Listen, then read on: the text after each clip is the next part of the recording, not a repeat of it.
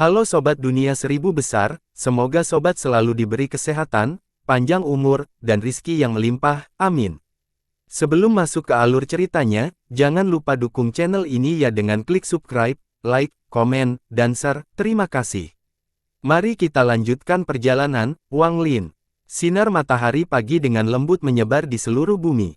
Langit cerah dan awan seperti bulu tersebar di langit. Saat sinar matahari menyinari awan saat fajar, ada cahaya oranye redup.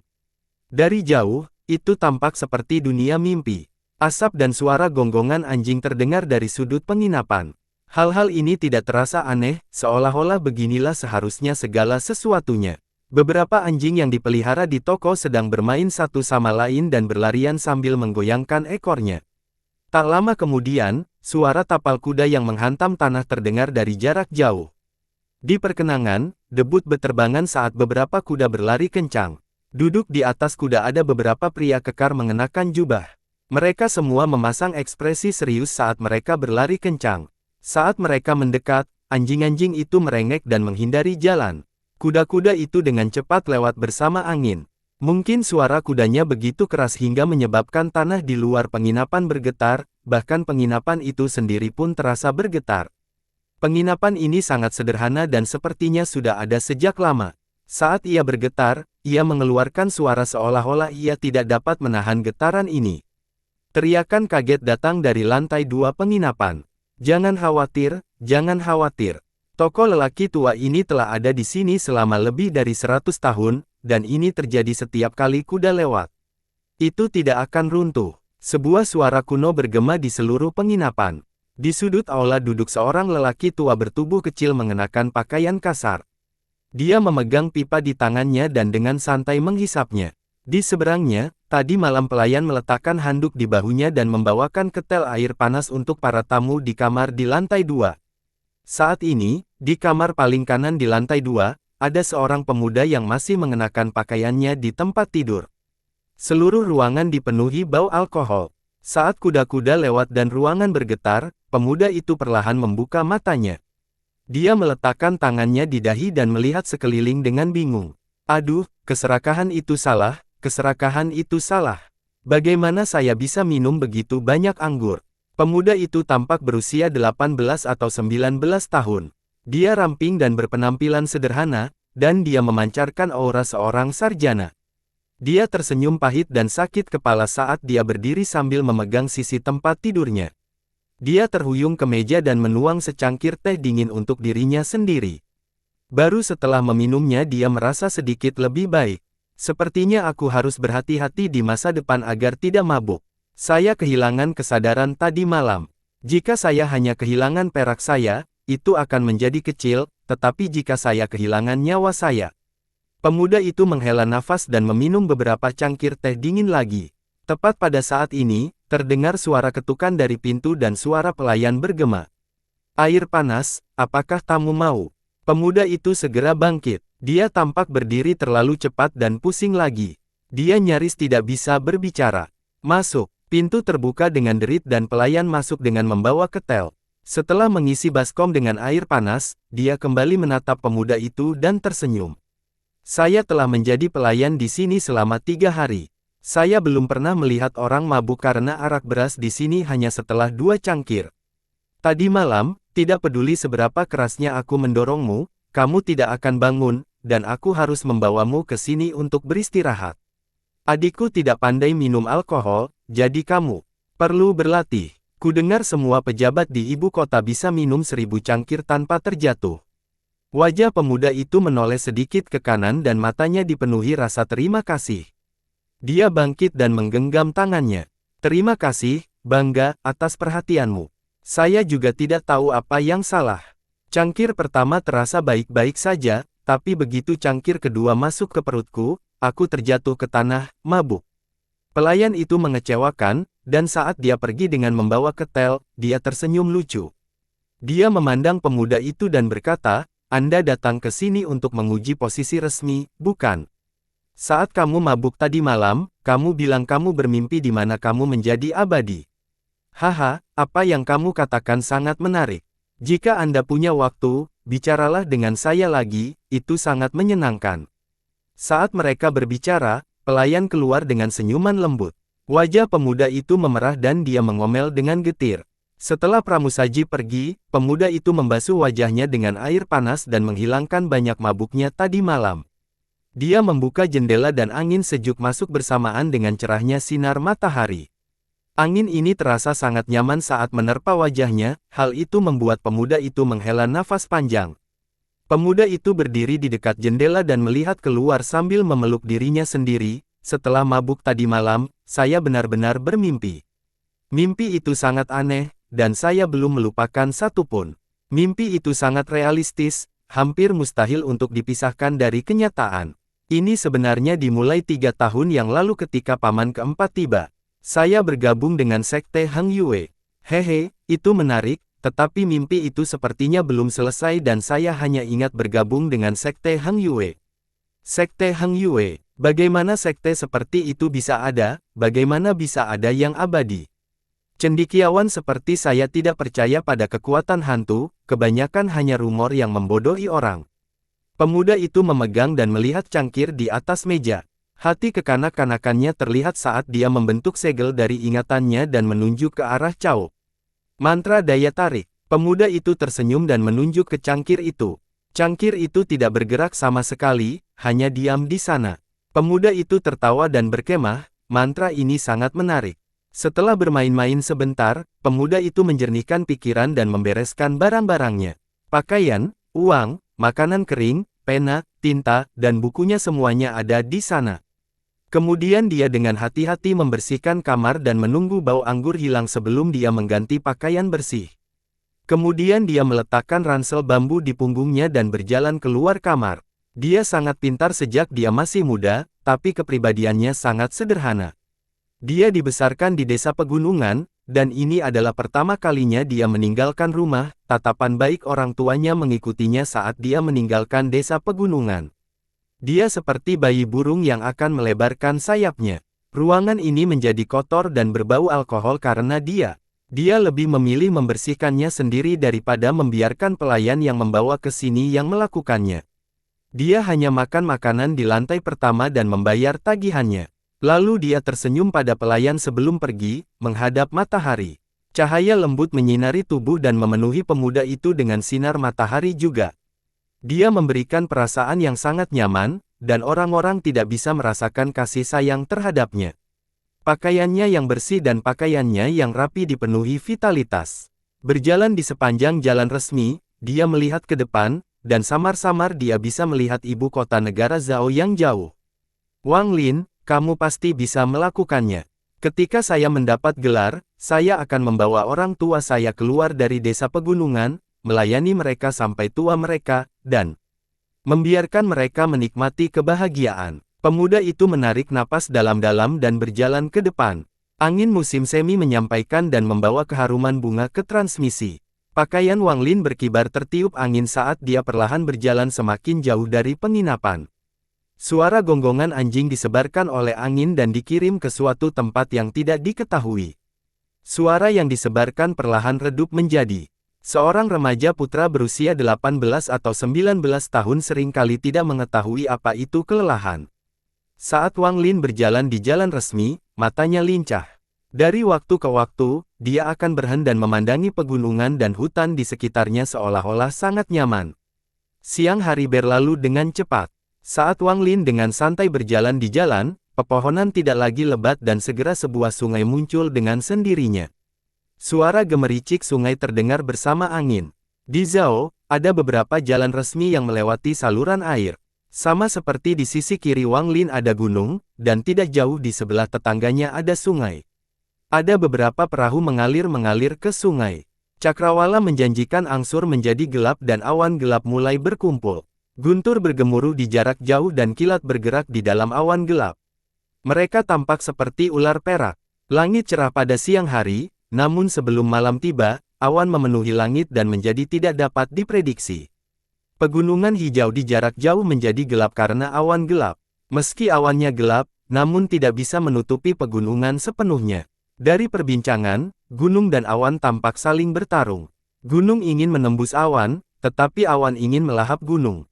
Itu seperti pertarungan naga dan harimau. Saat ini, suara guntur menggelegar dan hujan mulai turun. Wang Lin segera berlari ke pohon dan mengeluarkan payung besar dari ransel bambunya. Payung ini dibuat dengan diaktifkan oleh ayahnya dan bisa dilipat. Setelah dibuka, tidak hanya bisa menutupi ransel bambunya, tapi juga tubuhnya yang berada di bawah payung. Sambil memegang payung di tangannya, Wang Lin memandangi gunung di jarak yang tidak bisa ditutupi oleh awan gelap. Ia memandang hujan yang jatuh ke bumi, jatuh ke dedaunan, jatuh ke permukaan sungai, menimbulkan riak, dan jatuh ke permukaan perahu. Pepatah lama mengatakan, awan hitam itu seperti tinta hitam yang bisa menutupi gunung, hujan putih melompat seperti manik-manik ke dalam perahu. Ternyata benar, Wang Lin melihat semua ini dan tertawa. Apakah seorang sarjana sepertimu menjadi bodoh? Anda melihat hujan turun di perahu saya dan Anda masih bisa tertawa. Benar-benar menyebalkan. Suara tajam terdengar dari perahu di dekat tepi sungai. Di haluan perahu berdiri seorang gadis cantik memegang payung. Gadis muda itu memiliki wajah muram saat dia menatap Wang Lin dan tangannya yang seperti batu giok menunjuk ke arahnya. Wang Lin kaget dan tawanya berhenti. Dia menggaruk kepalanya. Gadis muda itu mengenakan gaun hijau cerah dan terlihat sangat cantik. Tiang payungnya tampak seperti batang pohon, bahkan kanopinya pun tampak seperti dedaunan. Garis tipisnya tampak seperti urat daun. Secara keseluruhan, ini sangat aneh. Kulit gadis itu berwarna merah muda dan sangat cantik. Dengan alisnya yang terkunci dan matanya yang memelotot, dia memberikan kesan kecantikan yang berbeda. Pada saat ini, tirai hujan memisahkan gadis itu dan Wang Lin saat tetesan air hujan jatuh ke sungai, berceceran kemana-mana. Saat hujan turun, langit dan bumi seakan menjadi satu. Bahkan pegunungan hijau di pemandangan tidak lagi tampak seperti bagian dari pemandangan. Saat Wang Lin melihat semua ini, wajahnya tiba-tiba memerah. Ini adalah pertama kalinya dia meninggalkan desa gadis pegunungan, dan dia belum pernah melihat secantik ini. Membandingkan teman, bermainnya di desa dengan gadis ini seperti membandingkan manusia dengan makhluk abadi. Gadis itu awalnya memiliki ekspresi muram, tapi setelah melihat Wang Lin memperhatikan dan kemudian memerah, dia tidak bisa menahan senyuman. Pikirannya seperti cuaca, selalu berubah. Hei, kutu buku, kamu sudah cukup melihatnya. Gadis itu tersenyum dan bahkan terdengar seperti bel yang nyaring. Itu berputar-putar di tengah hujan dan memasuki telinga Wang Lin.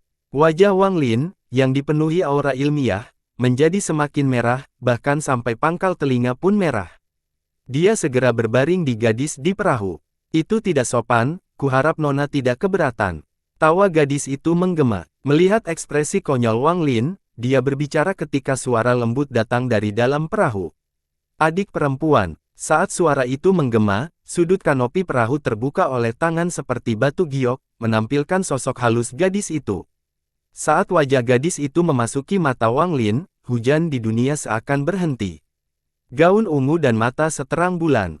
Seolah-olah terjadi telah menyebabkan dunia kehilangan semua warna, seolah-olah terjadi telah menyedot semua cahaya dari dunia. Seolah-olah dialah satu-satunya yang ada di dunia ini. Dia sangat cantik, tapi ada sedikit kesedihan di matanya. Rupanya mengandung kesedihan, kelelahan, dan keraguan. Siapapun yang melihat mata ini akan merasa kasihan di hatinya. Itu juga mengandung sedikit rasa jengkel saat dia melihat gadis berbaju hijau. Gadis berbaju hijau tersenyum dan menarik gadis berbaju ungu itu. Dia menunjuk Wang Lin dan suaranya seperti burung penyanyi. Kakak senior, cendekiawan ini sungguh kasar. Pertama, dia berbicara kasar dan kemudian melihatnya. Tapi dia terlihat bodoh dan menarik. Gadis berpakaian ungu tersenyum dan berkumpulnya mengikuti hujan menuju Wang Lin, yang bersembunyi dari hujan di tepi pantai. Ketika dia melihatnya, dia terkejut saat itu. Setelah melihat lebih dekat, ada sedikit kebingungan di matanya. Aku merasa, aku pernah melihatnya di suatu tempat sebelumnya. Wajah Wang Lin menjadi semakin merah saat dia disinggung oleh kedua wanita ini. Dia terbatuk beberapa kali dan mengatupkan tangannya sekali lagi, tidak tahu harus berkata apa. Dia segera menoleh untuk melihat gunung dan awan gelap untuk menenangkan jantungnya yang berdetak kencang. Wang Lin, Wang Lin, kamu sudah membaca begitu banyak buku, bagaimana kamu bisa melihat dua gadis seperti itu? Yang terbaik adalah ketenangan. Setelah hujan berhenti, saya harus melanjutkan perjalanan. Wang Lin menghirup udara hujan dalam-dalam dan perlahan menenangkan hatinya. Gadis berpakaian ungu memandang Wang Lin terdiam dan dengan lembut berkata, "Tuan, saya khawatir hujan akan berlangsung sepanjang malam hingga besok. Karena kita sudah ditakdirkan untuk bertemu, bagaimana kalau kamu naik ke kapal dan berlindung dari hujan? Akan ada tempat untuk menyatakan di stasiun berikutnya." Meski kata-katanya ringan, kata-katanya menembus hujan dan menyebar. Ini, Wang Lin ragu-ragu sejenak dan menatap ke langit. Awan gelap menutupi langit dan hujan sepertinya tidak akan berhenti dalam waktu dekat. Ini mungkin akan berlangsung semalaman. Kami mengizinkan Anda berteduh di perahu kami dari hujan dengan niat baik dan Anda masih ragu. Apa yang dimaksudkan kami akan memakanmu atau semacamnya? Gadis berpakaian hijau cerah melihat Wang Lin ragu-ragu dan mengawasi. Adik perempuan. Gadis berbaju ungu menatap tak berdaya ke arah gadis berbaju hijau.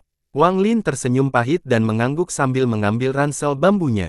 Dia memegang payung sambil berjalan melewati jalan berlumpur menuju pantai. Udara dan tanah telah menyatu. Saat langkahnya terjatuh, lumpur mewarnai tepi celananya. Hujan membuat tanah licin, dan tepian pantai agak miring. Saat berjalan menuju tepi sungai, Wang Lin terpeleset dan hampir terjatuh. Aroma semburan mengalir ke hidungnya dan tubuh Wang Lin yang jatuh ditopang oleh tubuh yang halus. Itu adalah gadis berbaju ungu. Kakinya dengan lembut menendang tanah dan melompat membentuk busur yang indah ke atas perahu bersama Wang Lin. "Terima kasih banyak, Nyonya." Wang Lin berdiri di atas perahu, wajahnya merah padam. "Tuan, Anda tidak perlu bersikap sopan. Tolong duduk." Gadis berbaju ungu itu mengendurkan tangan dan duduk sambil terkikik. Gadis berbaju hijau meletakkan payungnya dan duduk di samping gadis berbaju ungu dan mulai mengamati Wang Lin. Jantung Wang Lin berdebar kencang. Sejak lahir hingga sekarang, dia tidak pernah segugup ini. Dia duduk di hadapan kedua gadis itu setelah meletakkan ransel bambunya. Dahinya sudah dipenuhi keringat karena malu. "Tuan, Anda tidak perlu gugup." Ketika gadis berpakaian ungu melihat penampilan Wang Lin, dia tersenyum. Dia mengangkatnya dan menyalakan lilin. Api menyala dan mencapai ruangan. Semakin gadis berbaju hijau melihat ekspresi Wang Lin, semakin menarik dia menemukannya. Hal ini menyebabkan Wang Lin merasa lebih malu. "Sarjana ini bernama Wang Lin. Saya menyambu kalian berdua wanita. Terima kasih telah mengizinkan saya untuk tetap berada di kapal." Wang Lin menarik napas dalam-dalam sebelum dia bangkit dan menggenggam kedua gadis itu. Perahu itu dengan santainya melayang menyusuri sungai seiring turunnya hujan. Meski ketiganya terlindung dari hujan, namun suara hujan yang menerpa kanopi masih terdengar. Suara hujan yang menerpa perahu dan sungai berangsur-angsur menyatu menjadi nyanyian musim semi yang indah. Dari jauh, saat langit semakin gelap, perahu itu perlahan-lahan tersembunyi di balik hujan. Cahaya lembut datang dari perahu dan memberikan rasa hangat yang tak bisa dijelaskan di tengah hujan musim semi yang dingin. "Wang Lin, kenapa aku merasa seperti pernah melihatnya di suatu tempat sebelumnya? Bahkan namanya pun terasa sangat familiar." Gadis berbaju ungu itu memandang ke arah Wang Lin dan kebingungan dari sebelumnya muncul lagi. Namamu Wang Lin. Aku merasa seperti pernah mendengar nama itu sebelumnya." Gadis berbaju hijau dengan hati-hati menatap Wang Lin dan merenung. Gadis berbaju hijau berpikir lama dan akhirnya mengangkat kepalanya. Dia tersenyum pada Wang Lin dan berkata dengan suaranya yang indah, "Aneh, sepertinya aku belum pernah melihatmu sebelumnya dan aku belum pernah mendengar namamu sebelumnya. Nama saya Su Fei, dan ini kakak senior saya Zhou.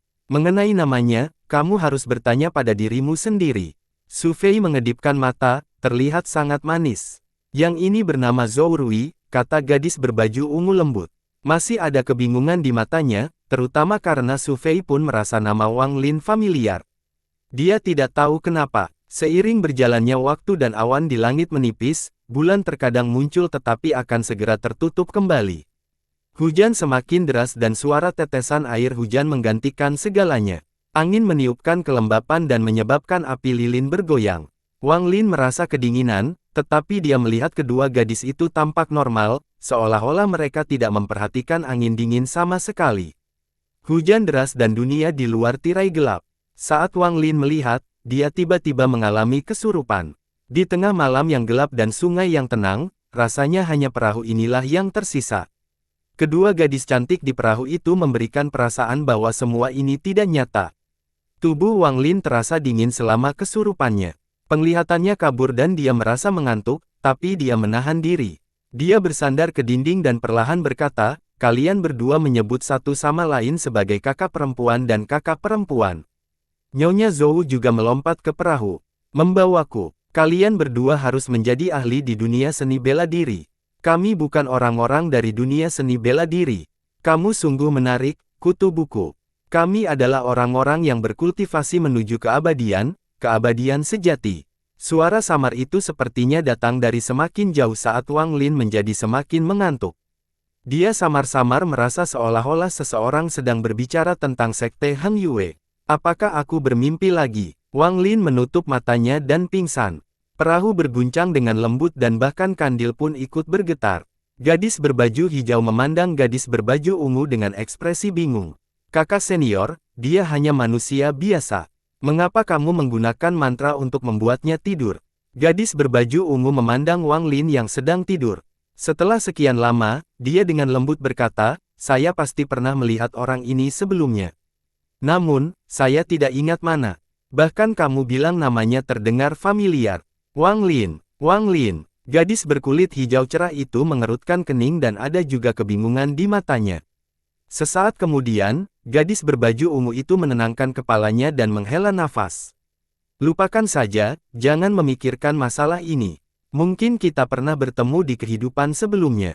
Kehidupan sebelumnya, gadis berbaju hijau itu tertawa dan memandangi langit gelap di luar. Kakak senior, ini sudah waktunya. Kita harus pergi menemui Wang Zuo. Kali ini Master Sekte memperhatikan cahaya keemasan dari timur dan menghitung bahwa harta karun mungkin akan lahir. Banyak sekte yang mungkin akan dicari.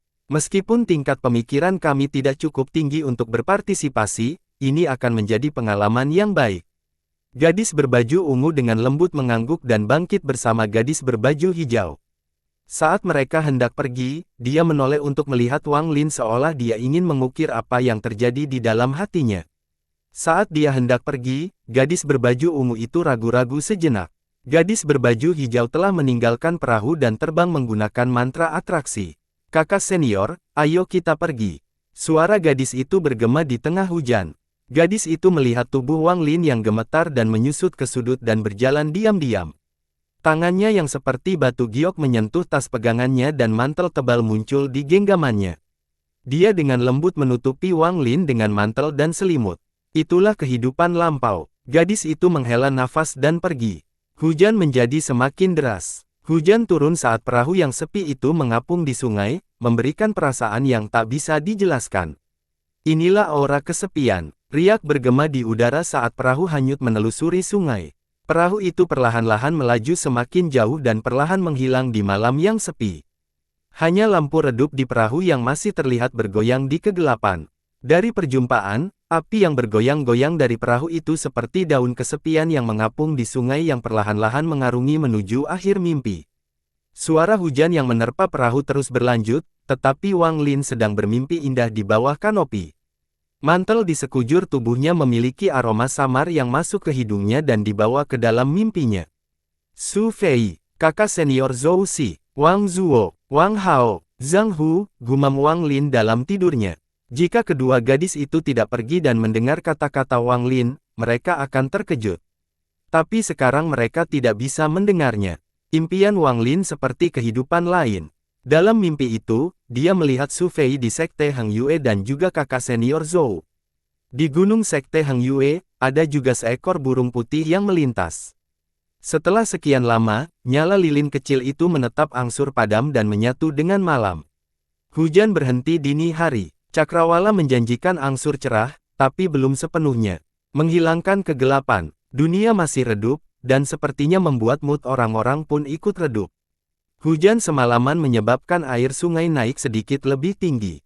Meski sulit untuk dilihat dengan mata telanjang, tepian sungai membuatnya sangat jelas. Hujan yang turun ke tanah membentuk lumpur dalam jumlah besar yang mengalir ke sungai. Sebuah perahu perlahan menelusuri sungai dan semakin dekat ke pantai. Pada akhirnya, perahu itu menabrak lumpur di tepi pantai dan berhenti. Di dalam kanopi, kepala Wang Lin membentur dinding perahu saat menghantam pantai.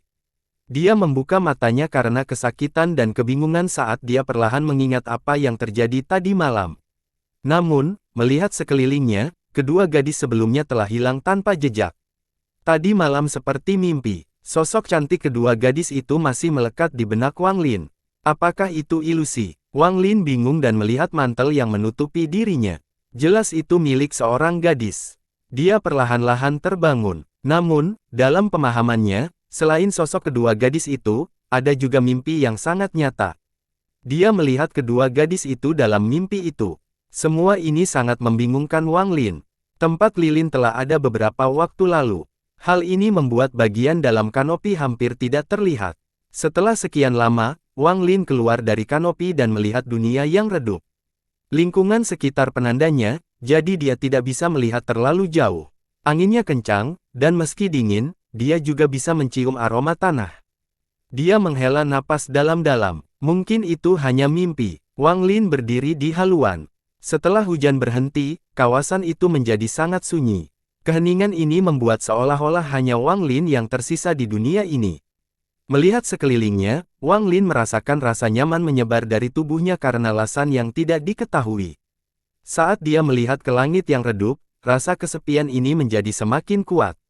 Angin bertiup kencang, menyebabkan rambut hitamnya berkibar di belakangnya. Angin tak mampu meratakan lipatan bajunya. Agak dingin, Wang Lin menundukkan kepalanya. Dia tidak tahu kenapa rasa kesepian itu tiba-tiba menjadi begitu kuat. Kesepian ini menjadikannya memikirkan rumah, orang tuanya, segalanya. Dan juga tentang wanita yang sepertinya tidak dapat dia ingat. Tampaknya kekuatan tak kasat mata berkumpul di tubuhnya dan menyebabkan dua aliran udara mata mengalir. Kenapa aku menangis? Wang Lin mengangkat tangannya dan menyeka setetes air mata yang seperti setetes hujan. Mata Wang Lin dipenuhi dengan kesedihan dan kesedihan yang tak ada habisnya sehingga dia bahkan tidak menyadarinya. Ada apa denganku? Wang Lin membungkuk dan duduk, mengabaikan permukaan perahu yang basah. Dalam syahdunya fajar, air mata jatuhan dan menyatu dengan permukaan perahu yang basah.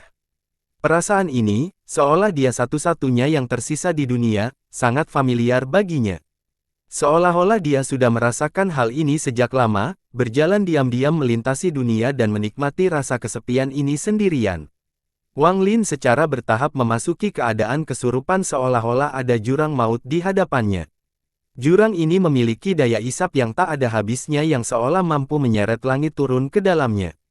Jauh di dalam jurang, ada celah, dan sesosok tubuh kesepian duduk di dalam.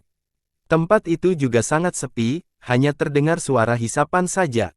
Sosok kesepian itu membelakanginya. Meskipun Wang Lin tidak bisa melihat wajah sosok itu, dia bisa merasakan kesedihan dan kesedihan dari sosok itu.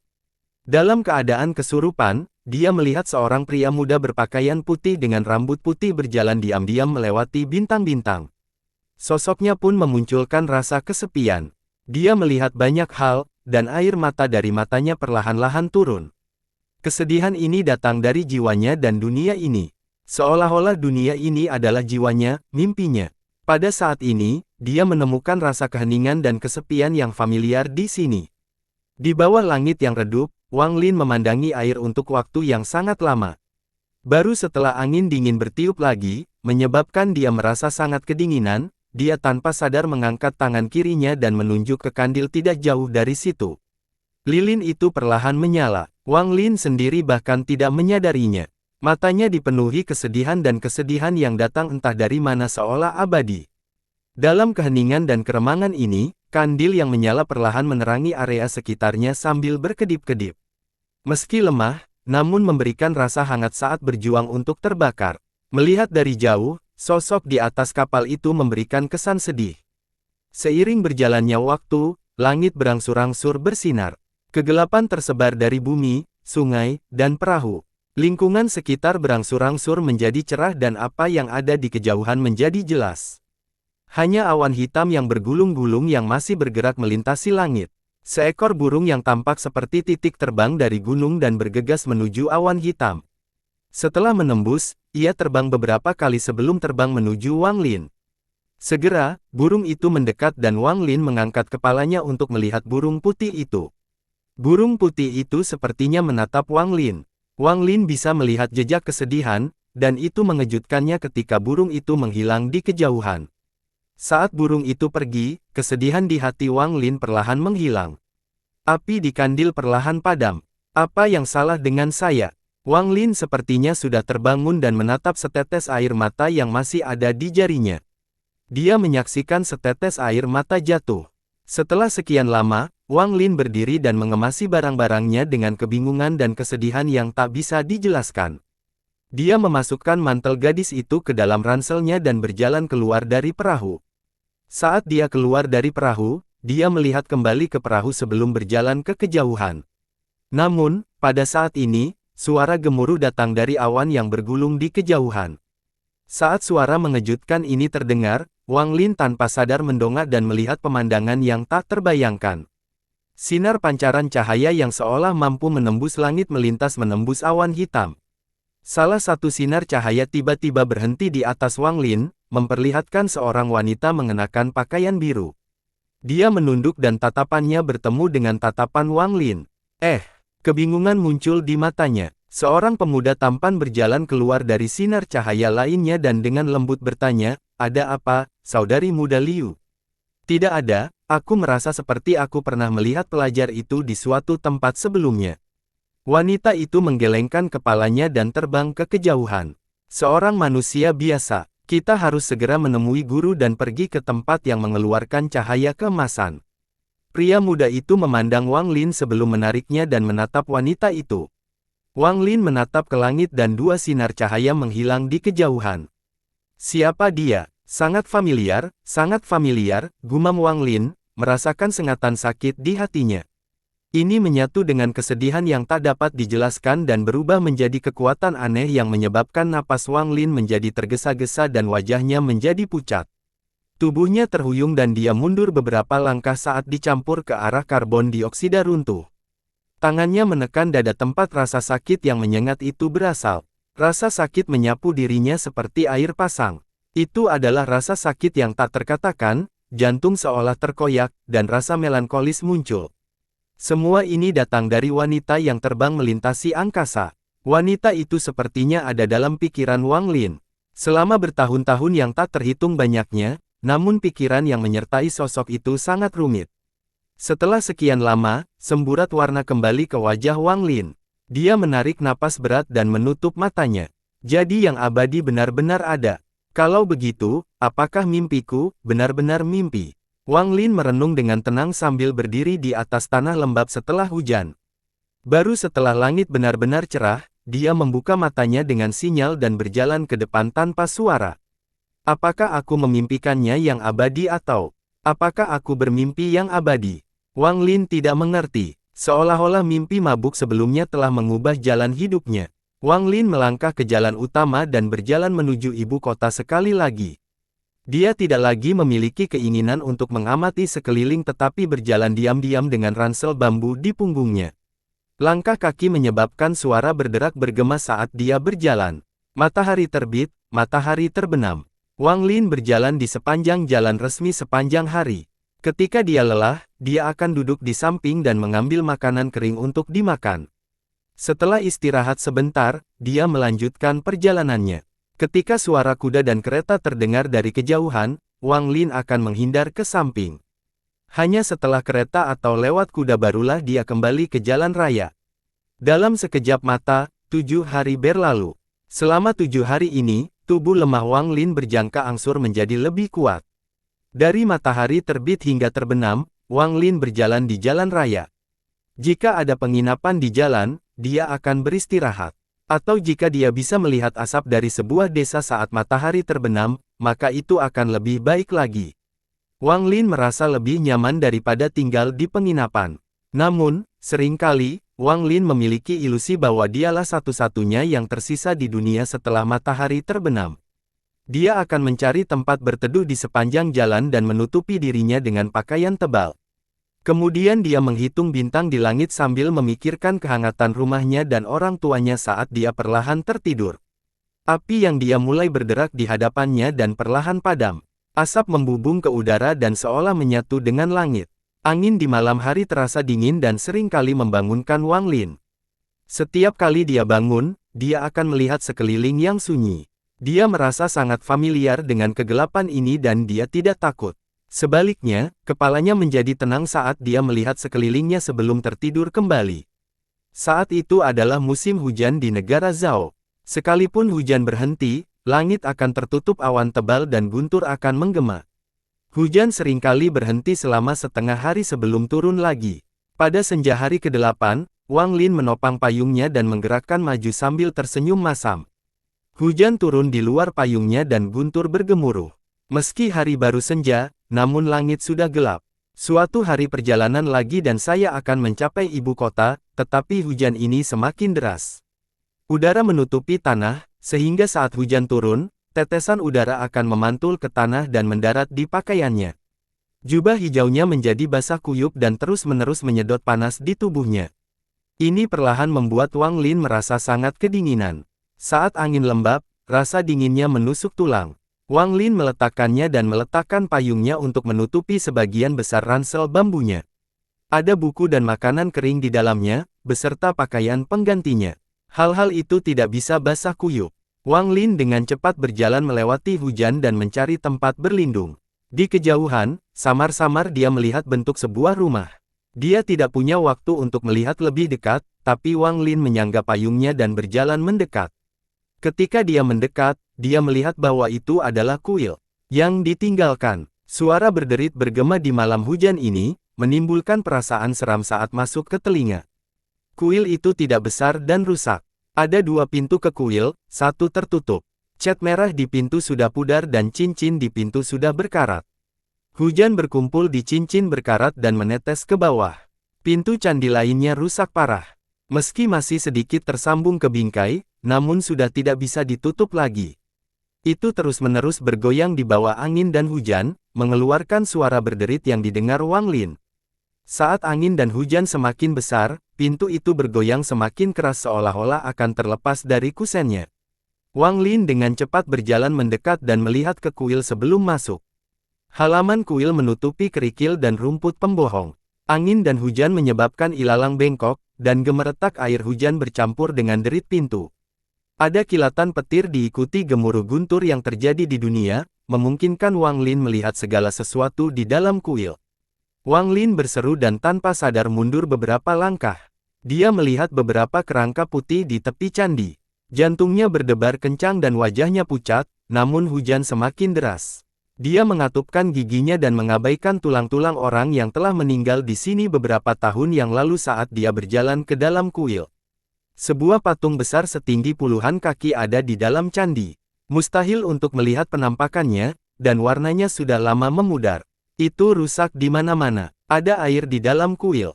Gentengnya banyak yang pecah sehingga turunlah air hujan sehingga menyebabkan banyak air menggenang di dalam tanah. Aura dingin memahat kuil ini. Wang Lin menarik napas dalam-dalam dan wajahnya menjadi pucat. Dia pertama-tama membungkuk ke arah patung sebelum menemukan tempat tanpa udara untuk meletakkan ransel bambunya. Kemudian dia meletakkan beberapa dahan kering di hadapannya dan mencoba menyalakannya. Cabang-cabang ini belum sepenuhnya kering, jadi Wang Lin gagal menyalakannya setelah berkali-kali mencoba. Tubuhnya sangat dingin dan dia gemetar saat mencoba menyalakannya lagi. Namun, pada saat ini, sambaran petir meledak di dalam kuil. Gemuruh yang diakibatkannya menyebabkan tangan Wang Lin gemetar. Sebuah bayangan besar muncul dan mengelilingi area tersebut. Siapa? Wang Lin tiba-tiba mendongak, menekan jantungnya dan melihat ke pintu. Suaranya sangat keras, hampir seperti raungan. Saat guntur menghilang, hal itu menyebabkan orang yang ingin memasuki kuil gemetar ketakutan. Siapa? Sebuah suara menakutkan datang dari luar. Seorang pria parubaya berpakaian compang camping yang sepertinya baru keluar dari air mundur beberapa langkah sebelum terjatuh. Setelah melihat lebih dekat Wang Lin di dalam kuil, pria parubaya itu sedikit santai. Dia segera memasuki kuil dan menatap Wang Lin.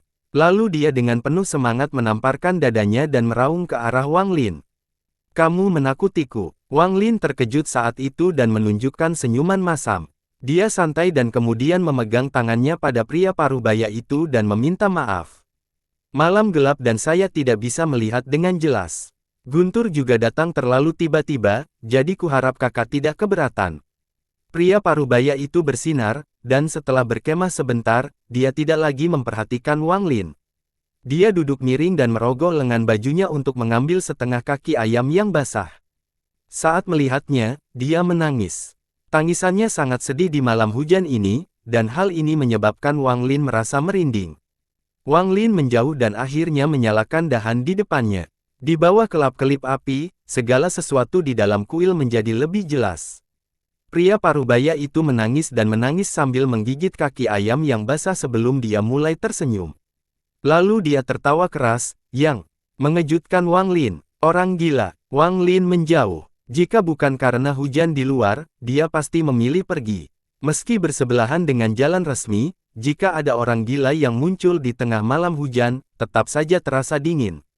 Pria parubaya itu tertawa dan tertawa sebelum menangis lagi. Mereka tidak peduli padaku, mereka tidak peduli padaku. Aku tidak ingat, siapa aku. Tangisannya memenuhi pelipis dan membuat Wang Lin merasa kasihan. Dia berbalik untuk melihat orang gila itu dan menghela nafas. Mimpi yang hidup sebelum seseorang terbangun. Hidup itu seperti sandiwara, tapi siapakah aku? Mimpi itu hidup dan bangun itu nafas, atau mimpi itu nafas dan bangun itu hidup? Saat-saat menutup dan membuka mata adalah saat-saat hidup dan mati, atau mungkin itu adalah ketika seseorang tidak dapat memisahkannya kehidupan nyata dan palsu. Kehidupan ini adalah siklus memutar, dan mungkin juga merupakan siklus karma. Namun, kapan saya akan bangun, gumam Wang Lin, lalu kebingungan memenuhi matanya. Selama hari-hari ini, mimpinya membuatnya bingung. Saat dia berpikir selama 7 hari terakhir, samar-samar dia merasakan sesuatu. Sambil menghela nafas, Wang Lin mengeluarkan makanan kering dari ranselnya dan melihat api di depannya. Dia mendengarkan hujan di luar kuil dan mulai memakan makanan kering dalam diam. Hujan dengan santai turun dari langit, mengukur gunung, bumi, dan candi. Di kuil ini, di samping api, 2 jiwa mimpi yang sepertinya bukan milik dunia ini masuk. Yang satu melihat ke api dan yang satu lagi menggerogoti kaki ayam. Patung di antara mereka berdua memiliki senyuman yang sulit dipahami seolah-olah sedang melihat ke arah mereka berdua. Dalam keadaan kesurupan, Wang Lin melihat api, tapi dia terganggu oleh suara menelan air liur.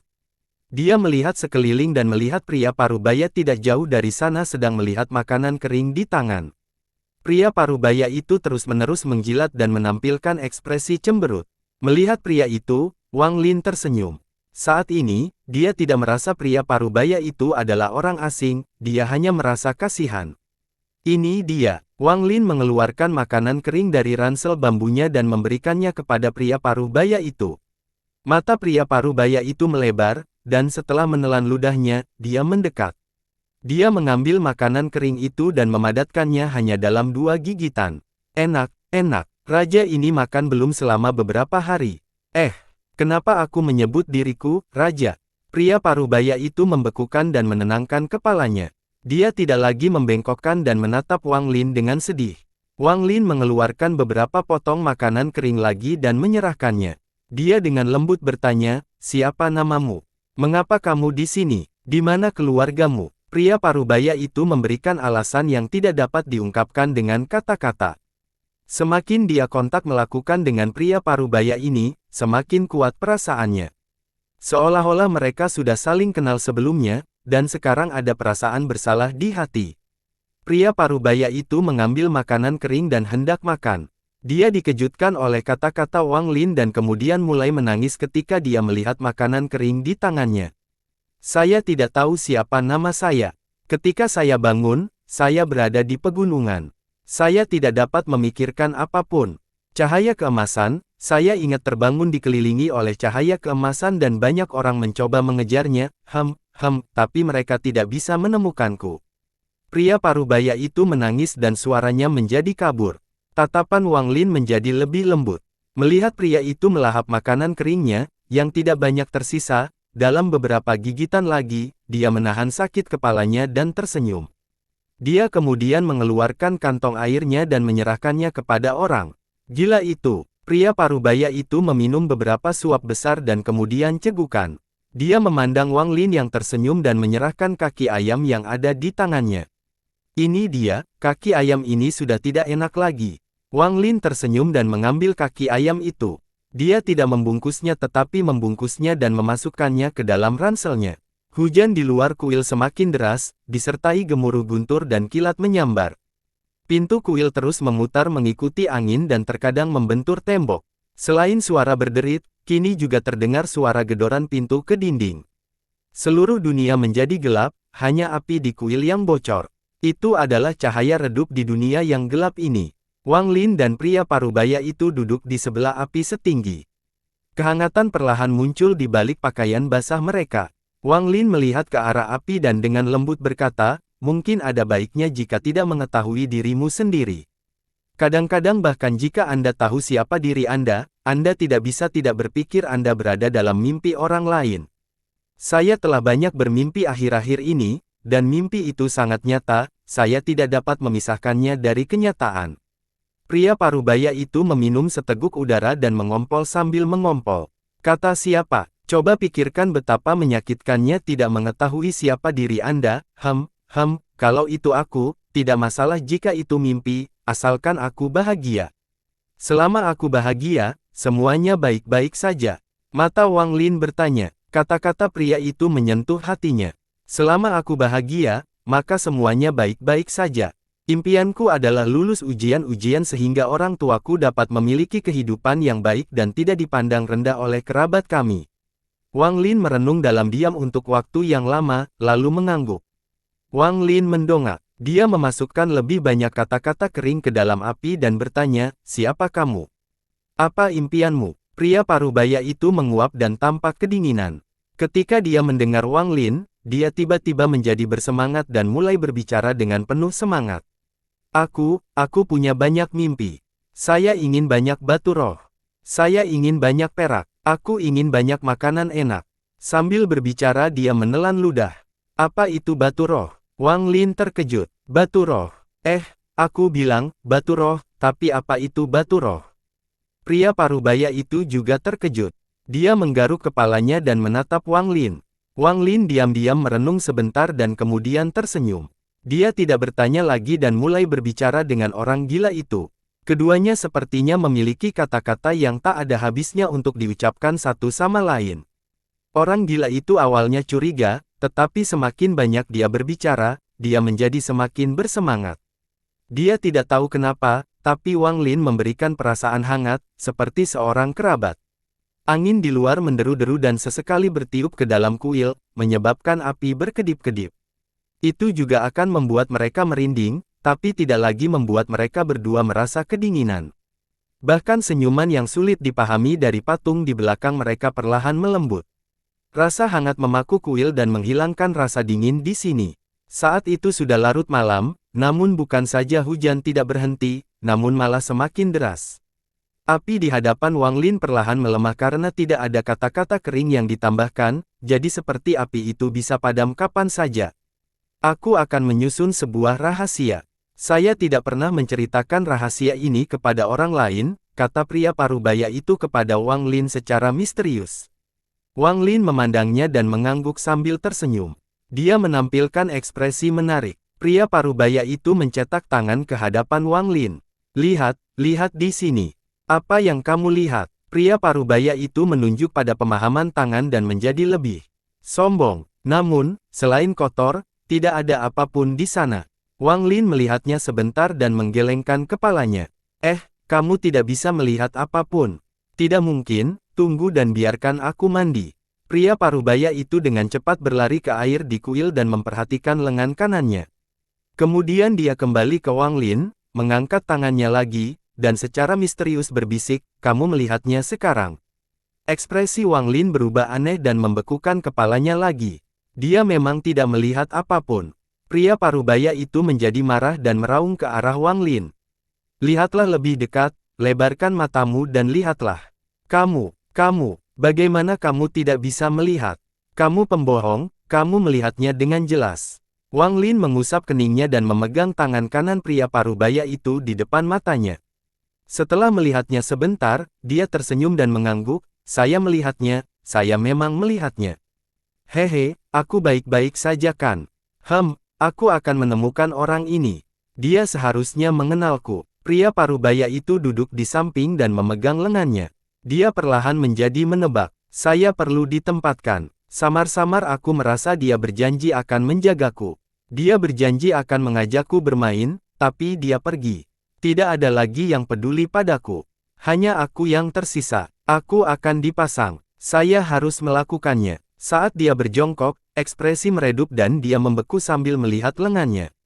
Suaranya semakin lemah hingga dia tertidur. Wang Lin menghela napas dan bangkit untuk mengambil kain tebal. Tidak peduli pria parubaya itu kotor, Wang Lin menutupi tubuhnya dengan kain. Hal ini seperti mengganggu pria parubaya tersebut, yang meraih kain tersebut dan memutarnya kembali sebelum kembali tertidur. Lengan isinya menghadap Wang Lin. Wang Lin duduk di samping api dan menyaksikan api yang perlahan melemah. Dia diam-diam merenungkan kuil yang sunyi ini dengan hujan yang masih turun di luar. Hatinya tidak lagi bingung. Mimpi hanyalah mimpi, tidak ada yang berubah. Sekalipun ini hanya mimpi, dia akan tetap bahagia, dia akan tetap melangkah maju dengan tekad. Anggap saja mimpi itu adalah umur panjang yang lain. Meskipun kehidupan itu indah dan bahkan luar biasa, kesedihan dan kesepian dari mimpi itu membuat hati seseorang sakit. Wang Lin sepertinya mendapatkan pemahaman tentang beberapa hal. Saat ini, api meredup dan padam sepenuhnya. Asap mengepul dan kegelapan kembali memanggil kuil. Wang Lin bersandar pada pilar dan hendak tidur sementara pria parubaya itu mendengkur. Saat dia ingin menutup matanya tiba-tiba melebar dan dia menoleh untuk melihat pria parubaya itu. Sekarang kuil itu gelap, ada cahaya keemasan samar yang datang dari pria parubaya. Cahaya ini datang dari pergelangan tangan, di mana ada bekas telapak tangan yang samar. Seolah-olah ada tangan tak kasat mata yang menggenggam tangan kanan orang gila itu dan meninggalkan bekas ini. Melihat jejak telapak tangan itu, perasaan yang sangat familiar muncul di hati Wang Lin. Dia terkejut lama sekali dan kemudian melihat tangannya sendiri. Namun, jejak telapak tangannya menjadi buram, sehingga tidak mungkin terlihat. Wang Lin terkejut pada waktu yang lama dan kemudian menenangkannya. Hujan turun sepanjang malam dan tidak berhenti sampai subuh. Keharuman bumi meresap ke dunia dan melayang ke dalam kuil. Suatu malam, tidak ada mimpi. Wang Lin membuka matanya dan mencium tubuhnya. Melihat ke langit di luar kuil, dia mencium tubuhnya yang kaku. Dia memandang pria parubaya yang masih mendengkur. Lengan kanan pria parubaya itu telah kembali normal, jejak telapak tangan emas tidak lagi terlihat. Menyembunyikan keraguan di lubuk jantungnya, Wang Lin mengemasi pakaiannya dan mengganti pakaian bersih. Dia kemudian mendorong pria parubaya itu beberapa kali. Melihat pria parubaya itu terbangun, dia memegang tangannya dan tersenyum. Pertemuan kita tadi malam bisa dianggap takdir.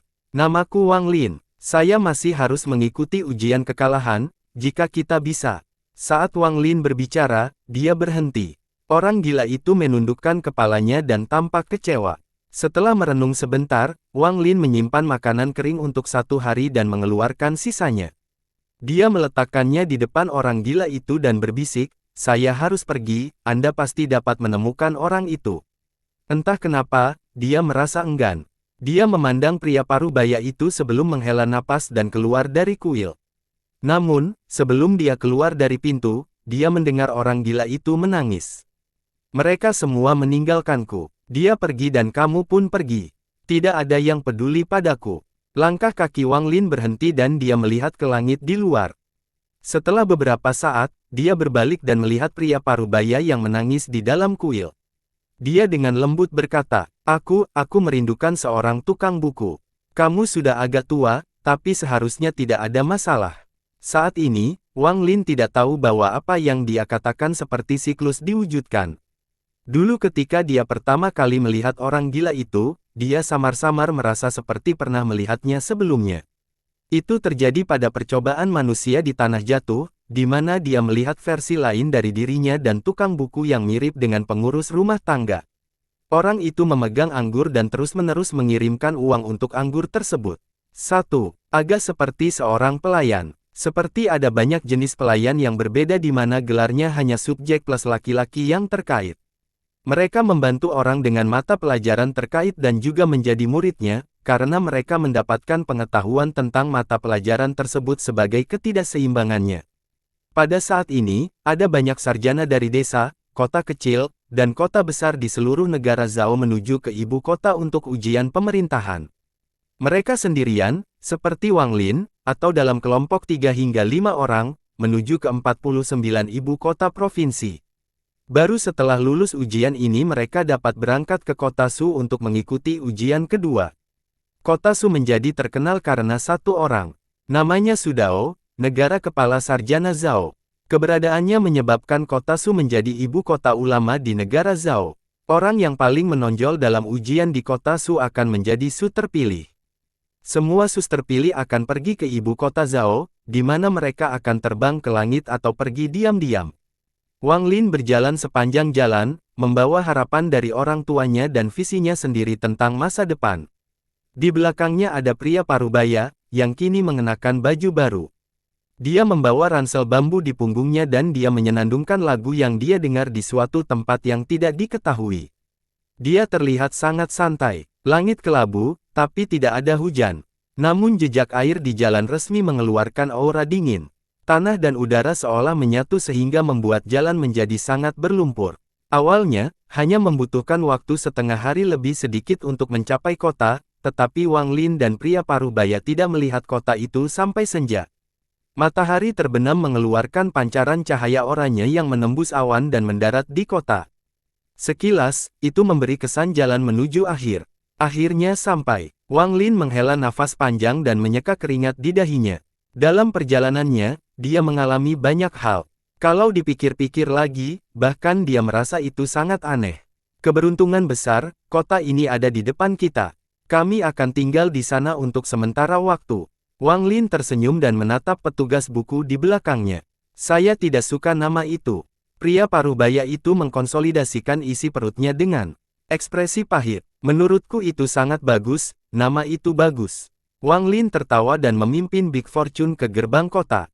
Setelah mengambil token yang didapatnya dari desa, mereka diperiksa oleh tentara dan masuk. Meski hari sudah senja, kota ini tetap ramai. Ada banyak orang di jalan, mereka adalah pelajar yang datang dari berbagai penjuru untuk ujian. Wang Lin datang agak terlambat, jadi dia dan Big Fortune tidak menemukan kamar terbuka bahkan setelah memeriksa 4 atau 5 penginapan. Melihat langit menjadi semakin gelap, Wang Lin menjadi cemas. Untungnya, penginapan terakhir memiliki satu kamar kosong. Meski harganya agak mahal, guntur mulai bergemuruh di langit. Hujan yang sempat berhenti menunjukkan tanda-tanda akan muncul kembali. Wang Lin mengatupkan giginya dan meminta Big Fortune mengeluarkan peraknya. Big Fortune mengeluarkan perak yang dia pegang untuk Wang Lin.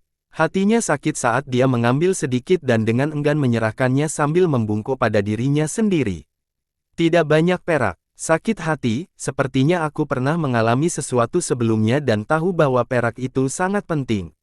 Saat dia berkemah, pelayan itu memandang Wang Lin dan pria parubaya dengan cibiran. Dia dengan malas membawa mereka ke ruang tamu. Dia telah melihat banyak cendekiawan seperti Wang Lin. Ada yang murah hati dan ada yang sangat miskin seperti Wang Lin. Wang Lin memiliki kepribadian yang sederhana. Meskipun dia memperhatikan ekspresi pelayan itu, dia tidak mengambil hati. Kamarnya tidak besar, tapi cocok untuk 2 orang. Namun, bau apek tersium dari ruangan saat pintu dibuka, menyebabkan Wang Lin mengerutkan kening. Bau seperti ini tidak dapat dihindari di musim ini kecuali jika itu adalah penginapan yang sangat bagus. Setelah menyantap makanan sederhana, Wang Lin berbaring di tempat tidur dengan kainnya dan menyalakan lampu minyak di atas meja. Dia bisa mendengar dengkuran keras Big Fortune. Tempat tidurnya terasa lembab, dan sangat tidak nyaman untuk berbaring. Setelah bola-balik dalam waktu lama, Wang Lin masih belum bisa tidur, jadi dia bangun sambil menghela nafas. Big Fortune terus mendengkur saat Wang Lin duduk di meja. Dia mengeluarkan sebuah buku dan mulai membaca menggunakan lampu di atas meja. Saat dia membaca, guntur bergemuruh di langit dan kilat menyambar. Guntur ini sangat hebat. Guntur ini tidak hilang tetapi berlangsung lama. Gemuruh yang terus-menerus membangunkan banyak orang di kota. Angin bertiup semakin kencang, membuat langit di atas kota seolah-olah terkoyak. Angin tak berujung menderu-deru dan menyapu bumi. Pasir berlumpur dalam jumlah besar berterbangan ke udara dan hujan terus menerpa jendela setiap rumah. Suara letupan datang dari jendela kamar Wang Lin seolah-olah angin akan menerobos. Wang Lin tidak bisa fokus membaca. Dia mengerutkan kening dan mengangkat kepalanya. Tepat pada saat ini, jendela tiba-tiba terbuka dengan keras oleh angin. Kedua daun jendela mulai membentur bingkai di sekitar mereka. Hembusan angin pun membawa air masuk melalui jendela. Api di atas meja padam dan ruangan menjadi gelap. Rambut Wang Lin tertiup angin dan bahkan bajunya berkibar kencang. Saat hujan dan angin menyerbu ruangan, bahkan buku di tangan Wang Lin hampir terhempas. Wang Lin berseru dan segera bangkit. Dia menghadap angin dan berjalan ke jendela untuk menutupnya. Saat dia mendekat, suara gemuruh terdengar. Sepertinya suara kekerasan ini datang dari jendela, yang mengejutkan pikiran Wang Lin. Tepat pada saat ini, sambaran petir menyambar di hadapan Wang Lin. Cahaya terang bersinar, membuat kota yang tertidur. Saat ini, Wang Lin melihat sebagian kecil kota di malam yang gelap. Saat dia melihat ini, dia terkejut. Dia melihat burung putih yang dia lihat dalam mimpinya dalam perjalanan ke sini. Burung putih itu berputar-putar di tengah angin dan guntur. Tampaknya memperhatikan Wang Lin. Burung putih itu memandang Wang Lin. Saat ini, mereka bertemu. Guntur menjadi semakin dahsyat dan kilat menyambar tanpa henti. Saat langit berkedip-kedip dengan cahaya dari petir, pikiran Wang Lin bergemuruh. Dia tetap diam, merasa seolah-olah beberapa pemikiran perlahan terlintas di benaknya. Pikiran-pikiran ini akhirnya berubah menjadi suara yang kabur. Suara itu memenuhi kebingungan dan terdengar kuno. Itu menggema di benak Wang Lin. Karma, apa itu karma? Karma, apa itu? Angin bertiup ke jendela dan terus menerpa tubuh Wang Lin. Dia berdiri di depan jendela dan membiarkan angin menerpa dirinya, hujan turun, guntur bergemuruh, kilat menyambar. Di mataku, segala sesuatu di dunia selain burung putih itu telah hilang. Burung itu mengepakkan sayapnya dan berubah menjadi seberkas cahaya yang mengarah ke Wang Lin. Ia menutup dalam sekejap dan mendarat di jendela. Ia menutup sayapnya dan diam-diam menatap Wang Lin. Wang Lin melihatnya lama sekali. Wang Lin bertanya, apakah kamu berbicara denganku? Karma, ada apa? Kebingungan muncul di mata Wang Lin. Burung itu menatap tajam ke arah Wang Lin sebelum terbang dari jendela. Ia berputar beberapa kali di langit sebelum menjerit dan menghilang ke dalam awan gelap. Meski sudah pergi, guntur di langit terus bergemuruh. Saat seperti itu menjadi semakin intens, seperti mengganggu pikiran Wang Lin. Dia tanpa sadar mengerutkan kening dan menunjuk keluar dengan jari ini. Dengan ini, ada kilatan petir di mata Gagak. Saat tanda itu muncul, guntur di langit berhenti. Sepertinya olah ada keinginan di luar guntur yang menyebabkannya mundur. Seolah-olah wasiat ini adalah Raja Guntur dan dapat mengendalikan guntur yang tak ada habisnya. Jika ia ingin gunturnya mundur, gunturnya harus mundur. Bahkan petir yang tak ada habisnya sepertinya telah padam dengan ujung jarinya ini. Bahkan angin pun berhembus di depan jari ini dan didorong ke belakang. Bersamaan dengan itu turunlah hujan, hujan itu seolah-olah mempunyai semangat, dan sangat menakutkan. Dalam sekejap mata, hujan berhenti. Yang berhenti hanyalah hujan di atas kota. Di bawah tekanan keinginan seperti Raja Guntur, semua hujan di negara Zhao seakan berhenti. Guntur runtuh, kilat pecah, dan awan gelap menghilang. Ada yang terbang di langit Zhao, termasuk Wang Zuo, Su Fei, Zhou Rui, dan rekan-rekannya. Mereka terbang di tengah hujan, tetapi pada saat ini mereka semua terkejut dan ketakutan. Di hadapannya ada seorang lelaki tua. Orang tua itu menoleh ke belakang, dan merasa nyaman sehingga matanya tidak habis. Aura ini, ya Tuhan, tingkat kelam macam apa ini? Di sisi lain Zhao, dua sinar cahaya muncul ketika awan gelap runtuh, menampakkan seorang pria dan seorang wanita. Wanita itu adalah Liu Mei. Wajahnya pucat dan dia melihat ke belakang dengan kebingungan di matanya. Ekspresi pria di sebelahnya berubah drastis dan dia hampir berseru dengan suara keras. Juga di negara Zhao, di kota Teng, monster tua jiwa baru lahir keluarga Teng, Teng Huayuan, sedang berdampingan. Saat ini, dia membuka matanya sambil merasakan sesuatu yang menakutkan. Di puncak sekte Heng Yue, ada seorang lelaki tua bermata kuning memandang ke langit dan mengerutkan kening. Dia adalah Huang Long, tetapi saat ini, ekspresinya sangat serius.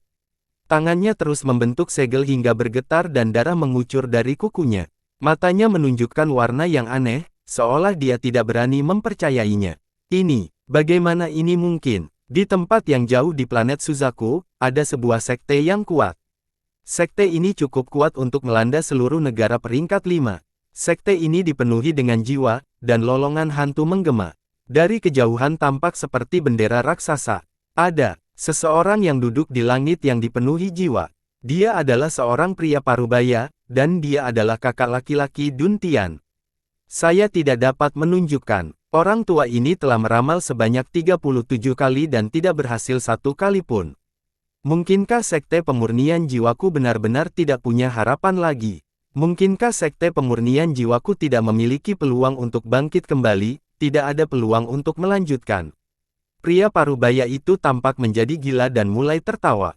Namun, pada saat ini, ekspresi berubah dan dia melihat ke kedamaian. Matanya terbuka dan segelnya terbentuk. Dia mulai meramal seperti orang gila. Ini. Ekspresi pria itu berubah dengan cepat. Dia mengkonsumsi sejumlah besar kekuatan hidup dan meramal 9 kali, tetapi hasil dari ke-9 kali itu sama. Ini adalah hasil yang sulit dipercaya dan bahkan tidak masuk akalnya. Sambil merenung, tubuhnya berkedip dan dia menghilang tanpa jejak. Dia menggunakan transmisi dan menyerang negara Zhao. Di kota di dalam Zhao, dunia menjadi damai. Di lantai 2 sebuah penginapan, Wang Lin berdiri di depan jendela dan gumamannya menggema. Karma, apa itu? Karma. Malam perlahan berlalu. Wang Lin tanpa sadar kembali ke meja dan menatap kandil yang padam dengan bayangan. Suara itu terus bergema di ingatan hingga menggantikan segalanya. Dia lupa menutup jendela. Tidak ada angin atau hujan lagi. Matahari terbit ke langit dan cahaya menyinari bumi. Orang-orang yang terbangun terkejut saat mengetahui bahwa awan gelap yang menjamin mereka selama lebih dari setengah bulan telah menghilang. Langit cerah tak berawan sejauh mata memandang. Sinar matahari dengan lembut menyinari tubuh mereka dan memberikan vitalitas sekali lagi. Rupanya musim panas telah tiba lebih awal tahun ini. Tampaknya musim hujan telah berlalu lebih dari awal tahun ini.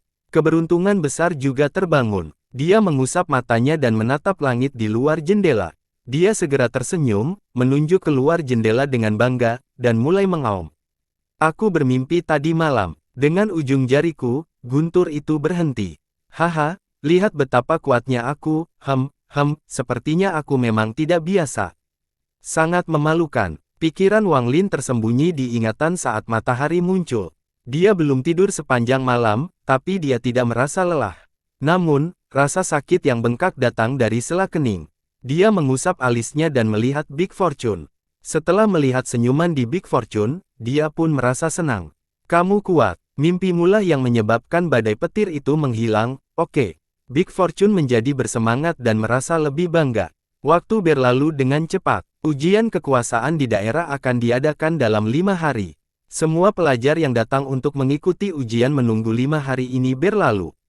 Pada pagi hari ke-6, langit masih cerah dan semua pelajar keluar dari berbagai penginapan menuju tempat ujian yang berbeda. Selama 5 hari ini, Wang Lin pergi ke kantor untuk menyerahkan entry dan menemukan lokasi ujiannya.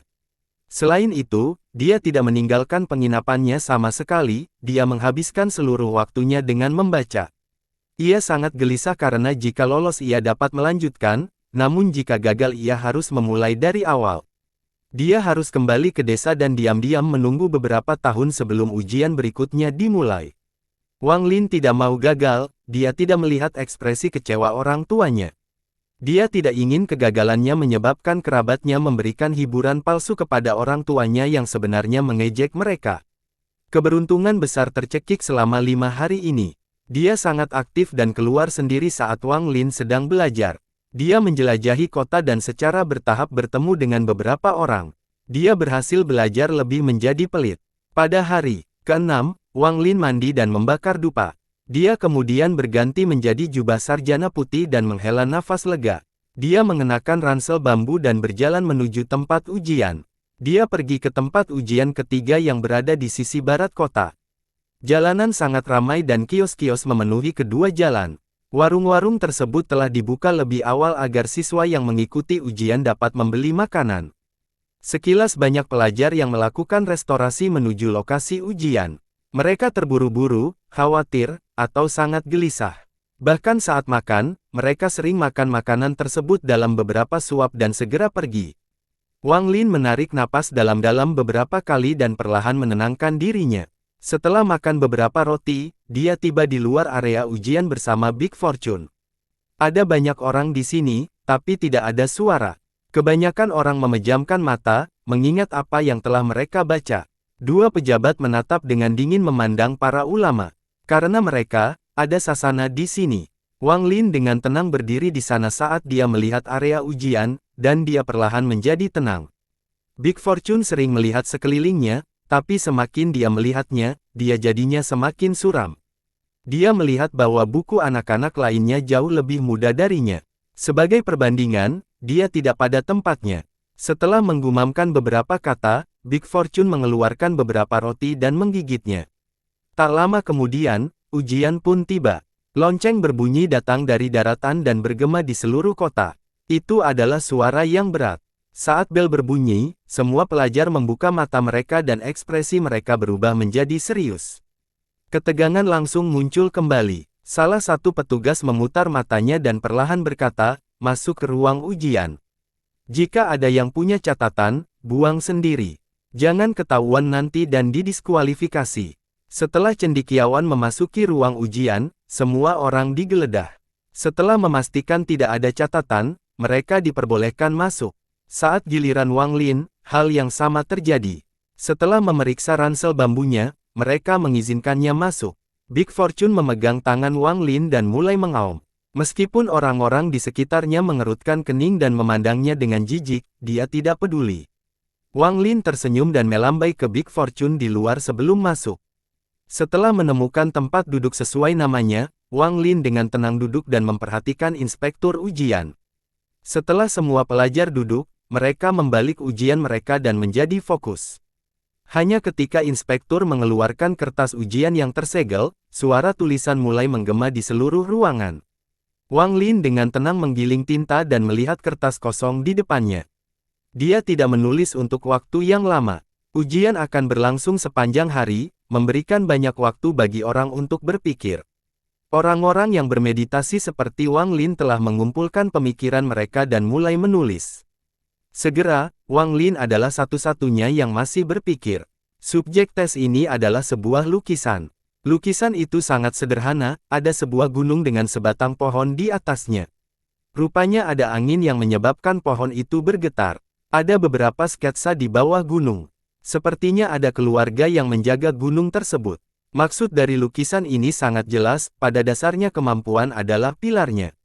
Semua sarjana lain mengetahui hal ini, dan esai yang mereka tulis semuanya berada di sekitar hal ini.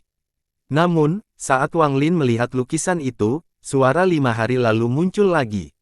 Karma, ada apa? Karma, waktu perlahan berlalu. Dalam sekejap mata, hari sudah siang. Beberapa orang sudah selesai menulis. Mereka mengangkat kertas mereka dan meniupnya untuk mengeringkan sisa tinta.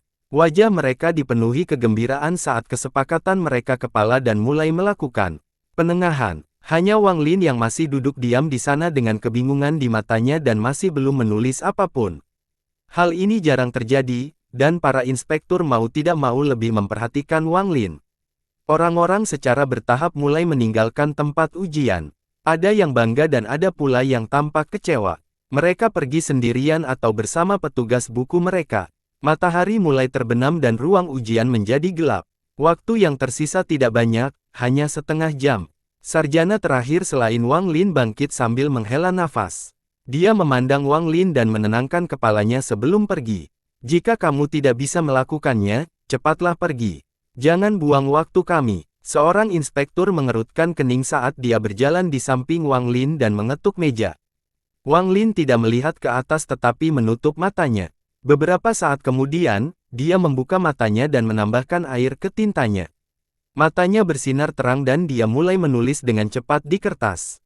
Apa itu karma? Aku mencari rumah kayu, tapi gunung ini tidak punya kayu, jadi aku menanam satu-satunya pohon ini. Saat matahari terbit, saya merayakan dahannya. Pada tengah hari, saya merayakan kayunya. Dan saat matahari terbenam, saya menyambut akarnya. Wang Lin sepertinya telah melupakan apa yang terjadi di sekitarnya saat suara kuno bergema di sekitarnya. Lukisan itu memenuhi pikirannya saat dia menuliskan pemikiran dan pertanyaannya. Inspektur yang berdiri di samping Wang Lin melihat kertas ini dan terkejut sebelum melihat lebih dekat. Segera, lebih banyak inspektur tertarik dan datang untuk dilihat. Beberapa orang melirik sekilas dan pergi. Segera, inspektur yang menyelesaikan ketenangan kepala dan pergi. Petik 2 titik. Apa itu karma? Menanam pohon adalah sebab karma dan memanen kayu adalah akibat karma. Pada hari rumah terbentuk, itu juga menjadi siklus karma. Petik 2. Wang Lin meletakkan penanya dan melihatnya dalam-dalam. Kecerahan di matanya menghilang dan digantikan dengan kebingungan. Dia menghela nafas sambil memegang tangannya pada inspeksi tua terakhir. Dia kemudian membereskan barang-barangnya dan meninggalkan area ujian. Setelah dia pergi, inspektur tua itu mengambil kertas Wang Lin dan membacanya lagi dengan cermat. Dia sepertinya mengalami kesurupan dan memperoleh pencerahan. Dia ingat nama Wang Lin di kertas. Pemahaman karma seperti ini bisa datang dari seorang remaja. Orang ini mungkin tidak menjadi pilar pengadilan, tapi dia akan menjadi sarjana hebat. Inspektur tua itu merenungkan lama sebelum melingkari nama Wang Lin. Wang Lin keluar dari ujian daerah. Dia melihat Big Fortune, yang telah menunggu sepanjang hari dan tertidur sambil bersandar di pohon. Dia tersenyum dan hendak membangunkannya ketika dunia tiba-tiba menjadi gelap. Rupanya ada suara hantu, dan kegelapan Wang Lin dan Big Fortune. Rupanya hal itu memisahkan mereka dari penduduk kota lainnya. Seorang pria parubaya menutupi hitam keluar dari angin hitam. Aura dingin memenuhi tubuhnya saat dia melihat Wang Lin. Orang tua ini tidak akan menyakitimu, kamu hanya perlu menjawab satu pertanyaan. Dia adalah kakak senior Dun Tian dari Sekte Pemurnian Jiwa. Hampir semua ulama di negeri ini telah ditemukan olehnya, dan dia menanyakan pertanyaan yang sama kepada mereka. Kemudian dia menghapus ingatan mereka karena kecewa dan mencari orang berikutnya. Dulu ketika Wang Lin tanpa sadar menghempaskan badai, kakak laki-laki Dun Tian merasakan sesuatu. Dia kemudian menghabiskan sejumlah besar kekuatan hidup untuk meramal 9 kali. Dia akan menemukan masa depan Sekte Pemurnian Jiwa.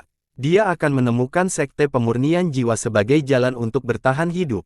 Kesembilan ramalan itu semuanya memberikan kesimpulan yang sangat tidak masuk akal. Dia tidak percaya pada awalnya. Tetapi setelah mendapatkan hasil yang sama 9 kali, dia harus mempercayainya. Semua ramalan mengarah ke negara Zhao. Mereka menunjuk pada suatu negara tertentu dan seorang sarjana di wilayah itu. Alhasil, ia datang dengan ekspektasi tinggi disertai perasaan tidak masuk akal. Setelah tiba di negara ini, dia menghabiskan beberapa hari untuk menganiaya hampir setiap sarjana, namun dia tidak mendapatkan jawaban yang memuaskan. Para sarjana itu hanyalah manusia biasa, bagaimana mereka bisa menjawab pertanyaan ini? Dengan tingkat budidaya pria parubaya, kecuali negara Zhao, dia dianggap sangat kuat di seluruh planet. Transformasi jiwa, hanya satu langkah dari Ascendan. Pria parubaya itu menyingsingkan lengan bajunya dan angin hitam menderu. Hantu yang tak ada habisnya meraung ke dalam, mengelilingi Wang Lin dan Big Fortune. Hal ini menyebabkan area ini terpisah dari dunia dan menjadi buram. Untung besar masih tertidur. Mendengkurnya menggema dan sepertinya tidak pada tempatnya. Wang Lin berbalik dan menatap pria yang keluar dari dunia gelap. Orang ini abadi. Wang Lin memahaminya, tapi dia tidak takut sama sekali. Dia bisa melihat bahwa meskipun pria parubaya itu tampak kuat, dia sebenarnya sangat lemah. Wang Lin tidak mengerti. Rupanya sejak suara itu muncul di benak pada malam hujan itu, perubahan aneh terjadi pada tubuhnya. Perubahan ini adalah perasaan yang tidak bisa dijelaskan, dan menjadi lebih jelas setelah dia menulis selesai jawaban ujiannya. Dia dengan tenang menatap pria parubaya yang berjalan mendekat dan perlahan berkata. Berbicara, pria parubaya itu mengejutkan. Dia berdiri beberapa kaki dari Wang Lin dan dengan hati-hati memandang Wang Lin. Di matanya, Wang Lin sangat luar biasa, manusia sejati dan bukan seorang yang terampil. Namun, ekspresi tenang Wang Lin membuat pria parubaya itu melihat sesuatu yang luar biasa. Semua cendekiawan yang ditemuinya telah hancur di hadapannya. Ketakutan dan teror yang mereka rasakan mengharuskan dia menggunakan mantra untuk menenangkan mereka sebelum mereka dapat berbicara. Wang Lin adalah orang pertama yang dia temui yang begitu tenang. Ini bahkan tidak bisa digambarkan sebagai ketenangan. Dari apa yang dilihat pria parubaya itu, Wang Lin sepertinya tidak peduli sama sekali dengan kehadirannya. Seolah-olah Wang Lin tidak mengira sebagai makhluk abadi tetapi sebagai makhluk fana. Harus dikatakan bahwa dengan tingkatnya yang buruk, bahkan Kaisar Fana pun harus gemetar ketakutan dan memperlakukannya seperti leluhur. Tekanan yang tak kasat mata di sekelilingnya bukanlah sesuatu yang bisa dilawan oleh makhluk fana, bahkan para mitra pun akan tertekan oleh rasa takut. Pria parubaya ini hanya mengalami hal seperti ini 2 kali dalam hidupnya. Kedua manusia yang dia temui dalam keadaan setenang ini adalah cendekiawan terhebat di planet Suzaku. Cendekiawan hebat ini telah memahami langit dan dapat melihat dunia. Mereka memiliki aura yang kuat dan tidak takut pada hantu atau hal gaib. Meskipun seorang yang memiliki kondensasi Qi pun dapat membunuh mereka, semakin tinggi tingkat kerusakan seseorang, semakin mereka akan merasakan aura yang mirip dengan seorang amatir di dalam diri para cendekiawan. Jika seseorang seperti ini, itu adalah hal yang alami. Wang Lin adalah orang ketiga yang menyambut perasaan ini. Setelah merenung sebentar, pria parubaya itu menggenggam tangannya ke arah Wang Lin. Orang tua ini adalah Master Sekte Pemurnian Jiwa, Nian Tian. Satu baris untuk membaca langit. Kata, Nian, mencakup segalanya. Nama baik. Wang Lin tersenyum dan menggenggam tangannya pada pria parubaya itu. Aura seorang sarjana hebat menjadi semakin kuat di tubuhnya. Hantu-hantu yang melolong itu perlahan mundur seolah-olah mereka takut untuk mendekat. Bahkan lolongannya melemah hingga hilang sama sekali. Hal ini mengejutkan pria parubaya tersebut. Dia menarik napas dalam-dalam dan harapan muncul di matanya. Dia samar-samar merasa bahwa dia akan menemukan penjelasan dari orangnya, kemungkinan besar 9 ramalannya semuanya mengarah pada orang ini. Orang tua ini ingin bertanya apakah Sekte Pemurnian Jiwaku memiliki jalan untuk bertahan hidup. Saya harap Anda dapat menyelesaikan pertanyaan 100 tahun orang tua ini. Nian Tian terlihat tulus dan berjanji untuk kembali pada Wang Lin. Warisan sektenya sangat penting, dan bertanya kepada manusia sangatlah aneh. Bahkan Nian Tian sendiri menganggap itu tidak masuk akal, tetapi dengan 9 ramalan yang memberikan hasil yang sama, dia harus mempercayainya. Untungnya, ketenangan Wang Lin yang luar biasa membuatnya melihat harapan saat dia menunggu jawaban Wang Lin. Setelah mendengar pertanyaan ini, Wang Lin terkejut dan berpikir dalam diam. Saya tidak bisa menjawabnya. Setelah sekian lama, Wang Lin menenangkan kepalanya. Dia tidak tahu apa itu Sekte Pemurnian Jiwa. Dia hanya bisa menebak secara kasar bahwa itu adalah sekte abadi. Pria parubaya itu tidak berbicara dan mengungkapkan ekspresi pahit. Dia menghela nafas dan menghela nafas. Dia melihat ke langit dan merasa bahwa perilakunya sangat tidak masuk akal. Dia bertanya kepada makhluk fana ini tentang nasib sektenya. Orang tua ini telah mengganggumu. Anda adalah seorang sarjana hebat, jadi orang tua ini tidak akan menghapus ingatan Anda. Ah, orang tua itu mengungkapkan senyuman masam. Dia memposisikan lengan bajunya dan memutar untuk pergi. Sosoknya menunjukkan rasa depresi dan kebingungan saat dia berjalan pergi. Wang Lin melihat gambaran suram itu. Samar-samar dia bisa merasakan gunung tak kasat mata bersantai orang ini. Di bawah beban gunung, pria parubaya ini tampak semakin sengsara.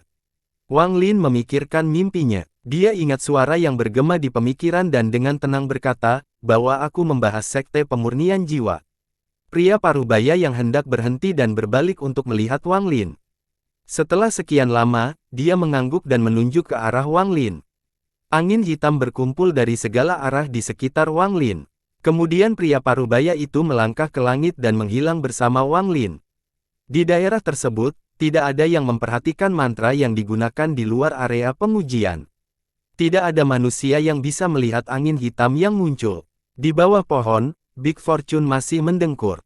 Dia mampir sedikit sebelum melanjutkan tidurnya. Planet Suzaku, di langit di atas sekte pemurnian jiwa, Wang Lin muncul dengan ekspresi pucat, tapi dia sangat tenang. Angin hitam di sekelilingnya dan membiarkannya berdiri kokoh. Di dekatnya ada Nian Tian. Ini adalah sekte pemurnian jiwaku. Nian Tian menunjuk ke tanah di bawah dan suara bergelombang. Kabut hitam yang menutupi sekte itu tersebar dan seluruh sekte pemurnian jiwa memasuki mata Wang Lin. Wang Lin memandang sekte pemurnian jiwa di sekelilingnya dan perasaan familiar muncul dari lubuk hatinya. Dia merasa seperti dia pernah berada di sini sebelumnya dalam mimpinya, tetapi ketika dia berasumsi dengan hati-hati, dia tidak dapat memikirkan apapun. Sesaat kemudian, Wang Lin dengan lembut berkata, saya ingin berjalan-jalan. Bagus. Nian Tian tidak ragu-ragu. Dia mengendalikan angin untuk Wang Lin, membawanya ke sekte pemurnian jiwa. Banyaknya pembudidaya di sekte tersebut, dan pembukaan sekte tersebut menarik perhatian mereka. Ketika mereka keluar, mereka langsung melihat Wang Lin dan Nian Tian. Salam, Tuan Sekte. Suara-suara menggema. Para penggarap sekte pemurnian jiwa semuanya memiliki ekspresi aneh. Mereka semua dapat melihat bahwa Wang Lin adalah manusia fana, tetapi mereka tidak tahu mengapa Master Sekte membawa Wang Lin ke sini. Mata Wang Lin dipenuhi kebingungan saat dia berjalan melewati sekte pemurnian jiwa. Dia merasa tempat ini sangat familiar, dan dia bahkan sudah mengetahui sebelumnya bahaya yang ada di sini. Semakin dia berjalan, semakin kuat perasaan ini. Di bawah puncak gunung, Wang Lin berhenti. Ada banyak gua di gunung ini, dan bisa dilihat dari bawah. Perasaan akrab menjadi lebih kuat, seolah-olah dia pernah tinggal di sini pada waktu yang tidak diketahui. Nian Tian masih mengikuti Wang Lin dan menemaninya saat dia berjalan melewati sekte pemurnian jiwa. Matanya mengungkapkan cahaya misterius saat dia melihat Wang Lin. Sebagian besar hari berlalu dengan lambat, dan Wang Lin akhirnya tiba di sebelah gunung utama di sekte pemurnian jiwa. Melihat gunung utama, dikelilingi oleh cincin kabut hitam yang mengarah ke langit. Itu adalah pemandangan yang menakjubkan. Saat ini, langit meredup. Wang Lin melihat ke puncak utama. Meskipun terasa familiar di sana, ada sesuatu yang hilang. Setelah sekian lama, dia mantap dan ingin berbicara. Raungan datang dari gunung utama dan sesosok tubuh muncul di kabut di puncak. Ia melangkah menuju Wang Lin dan Nian Tian. Kakak senior, orang ini. Saat suara kuno bergema, bayangan hitam mendekat. Dia juga seorang pria parubaya, dan menyapunya Wang Lin. Dun Tian, orang ini adalah seorang sarjana yang saya undang ke sini. Anda sedang menyatu dengan bendera, jangan terganggu. Cepat kembali ke budidaya pintu tertutup. Ada emosi kompleks di mata Nian Tian saat dia berbicara. Dun Tian tersenyum. Wang Lin hanyalah manusia biasa di matanya. Meskipun dia meliriknya, dia tidak repot-repot mengingat Wang Lin. Dia berbalik dan menghilang. Meskipun dia seperti ini, ketika Wang Lin melihat Dun Tian, pikirannya bergemuruh seolah sedang memikirkan sesuatu. Melihat sosok Dun Tian yang mundur, dua garis air mata mulai mengalir dari sudut matanya karena suatu alasan. Tepat pada saat ini, seekor burung putih terbang melintasi sekte pemurnian jiwa. Ia lewat sambil mengeluarkan seruan. Ratus tahun dari sekarang, pada hari kematianmu, seorang pria akan datang ke sini. Dia akan menjadi jalan menuju kelangsungan hidup sekte pemurnian jiwamu. Wang Lin berada di dekatnya sambil melihat punggung Dun Tian, dan bahkan lebih banyak mata muncul. Nian Tian gemetar. Dia memandang Wang Lin untuk waktu yang lama dan memegang tangannya. Dia tidak percaya sepenuhnya, tapi dia mengingatnya di dalam hatinya. Dia tidak memberi tahu Dun Tian tentang hal ini. Baru ratusan tahun dari sekarang, ketika dia desah, kata-kata dari sarjana yang tak terlupakan itu akan muncul di pikiran. 1. Berarti suka membaca atau belajar. Di kematiannya, dia mengingat kata-kata dari cendekiawan tanpa nama itu ratusan tahun yang lalu. Kata-kata itu seolah memenuhi pikiran hingga saat hidupnya berakhir dan ia menjadi salah satu jiwa utama dari bendera jiwa. Perasaan ilahi menyebar untuk terakhir kalinya di akhir hidupnya dan menyebar ke seluruh sekte pemurnian jiwa. Dia melihat seorang pria yang melarikan diri dari tempat yang jauh dan bercampur di antara murid-murid sekte pemurnian jiwa. Orang yang berpenampilan sangat biasa. Ketika dia melihat momen itu, perasaan ilahi Nian Tian bergetar tidak seperti sebelumnya. Dia terkejut saat mengetahui bahwa orang ini adalah sarjana yang dia tanyakan ratusan tahun yang lalu. Dengan kebingungan dan bayangan yang tak terbayangkan, kesadaran ilahinya menghilang. Jiwanya menjadi bagian dari bendera jiwa. Wang Lin dikirim kembali ke kota di Zhao dan berdiri di samping pohon di luar area ujian. Big Fortune masih tertidur di sana. Segala sesuatu yang terjadi terasa seperti mimpi. Karma, aku sedikit mengerti.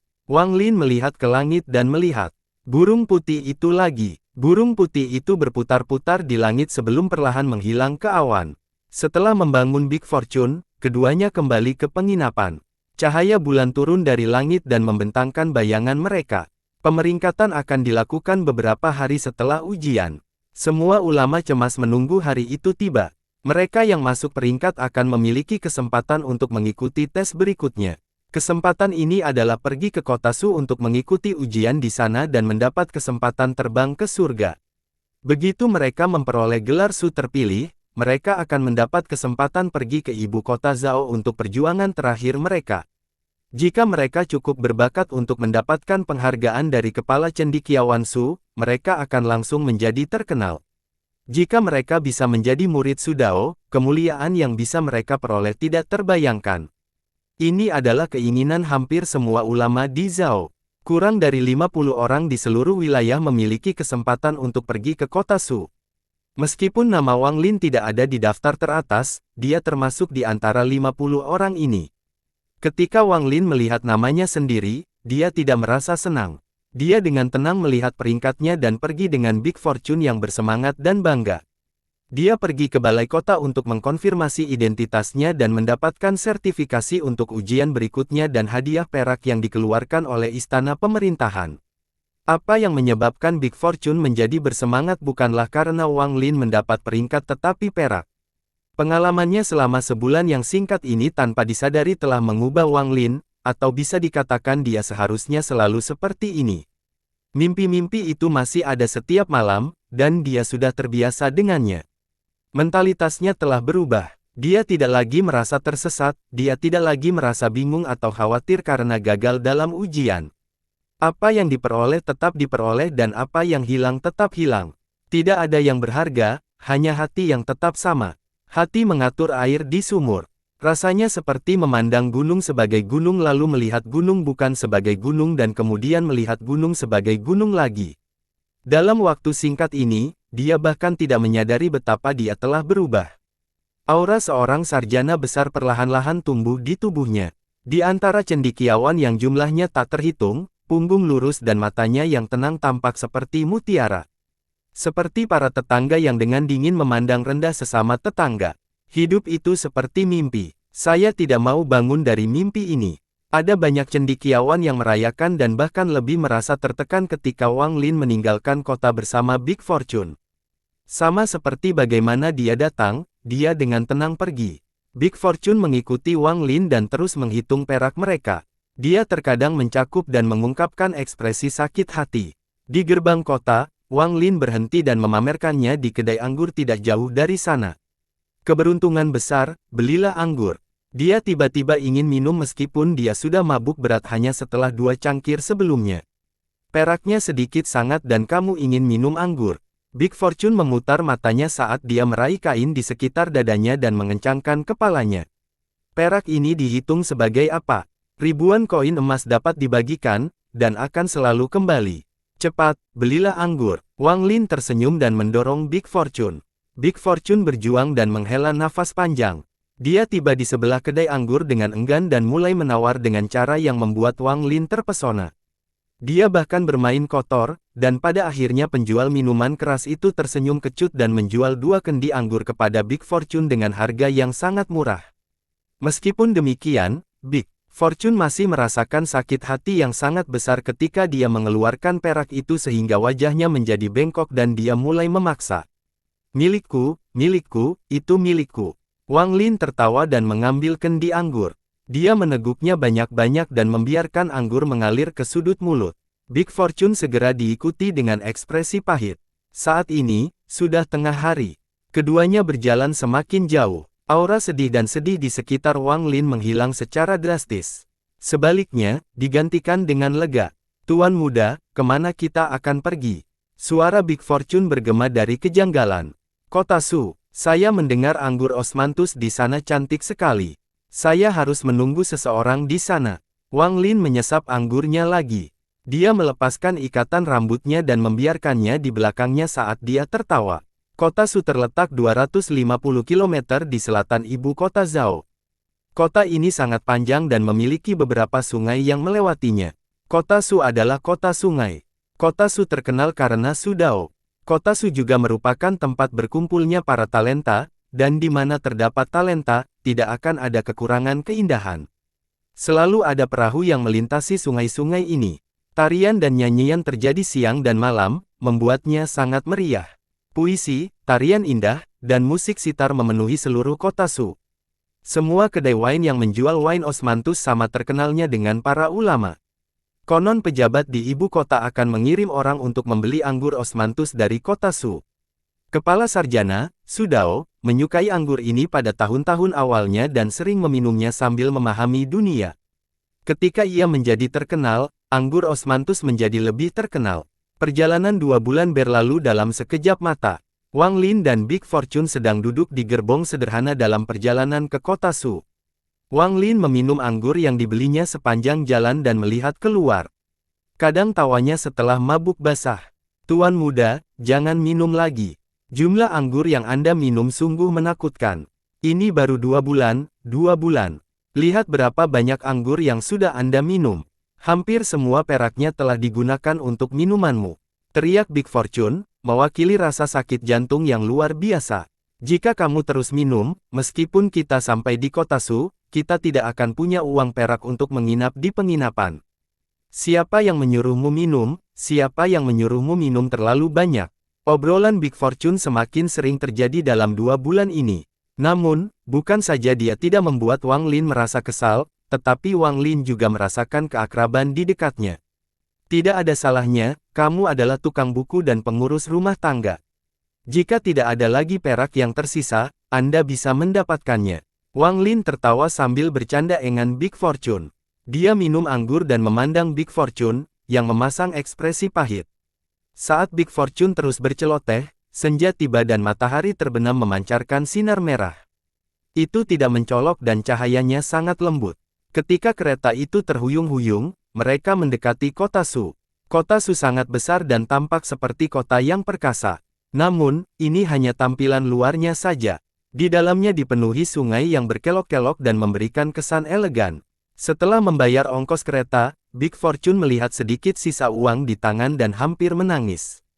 Sebagian besar uang yang mereka keluarkan di jalan adalah untuk anggur yang masuk ke perut Wang Lin. Toleransi Wang Lin terhadap alkohol tanpa disadari telah meningkat, dia bukan lagi seseorang yang akan mabuk hanya setelah 2 cangkir. Setelah turun dari kereta, Wang Lin memperbaiki pakaiannya. Dia terlihat sangat anggun dengan jubah putih dan rambut panjang tergerai.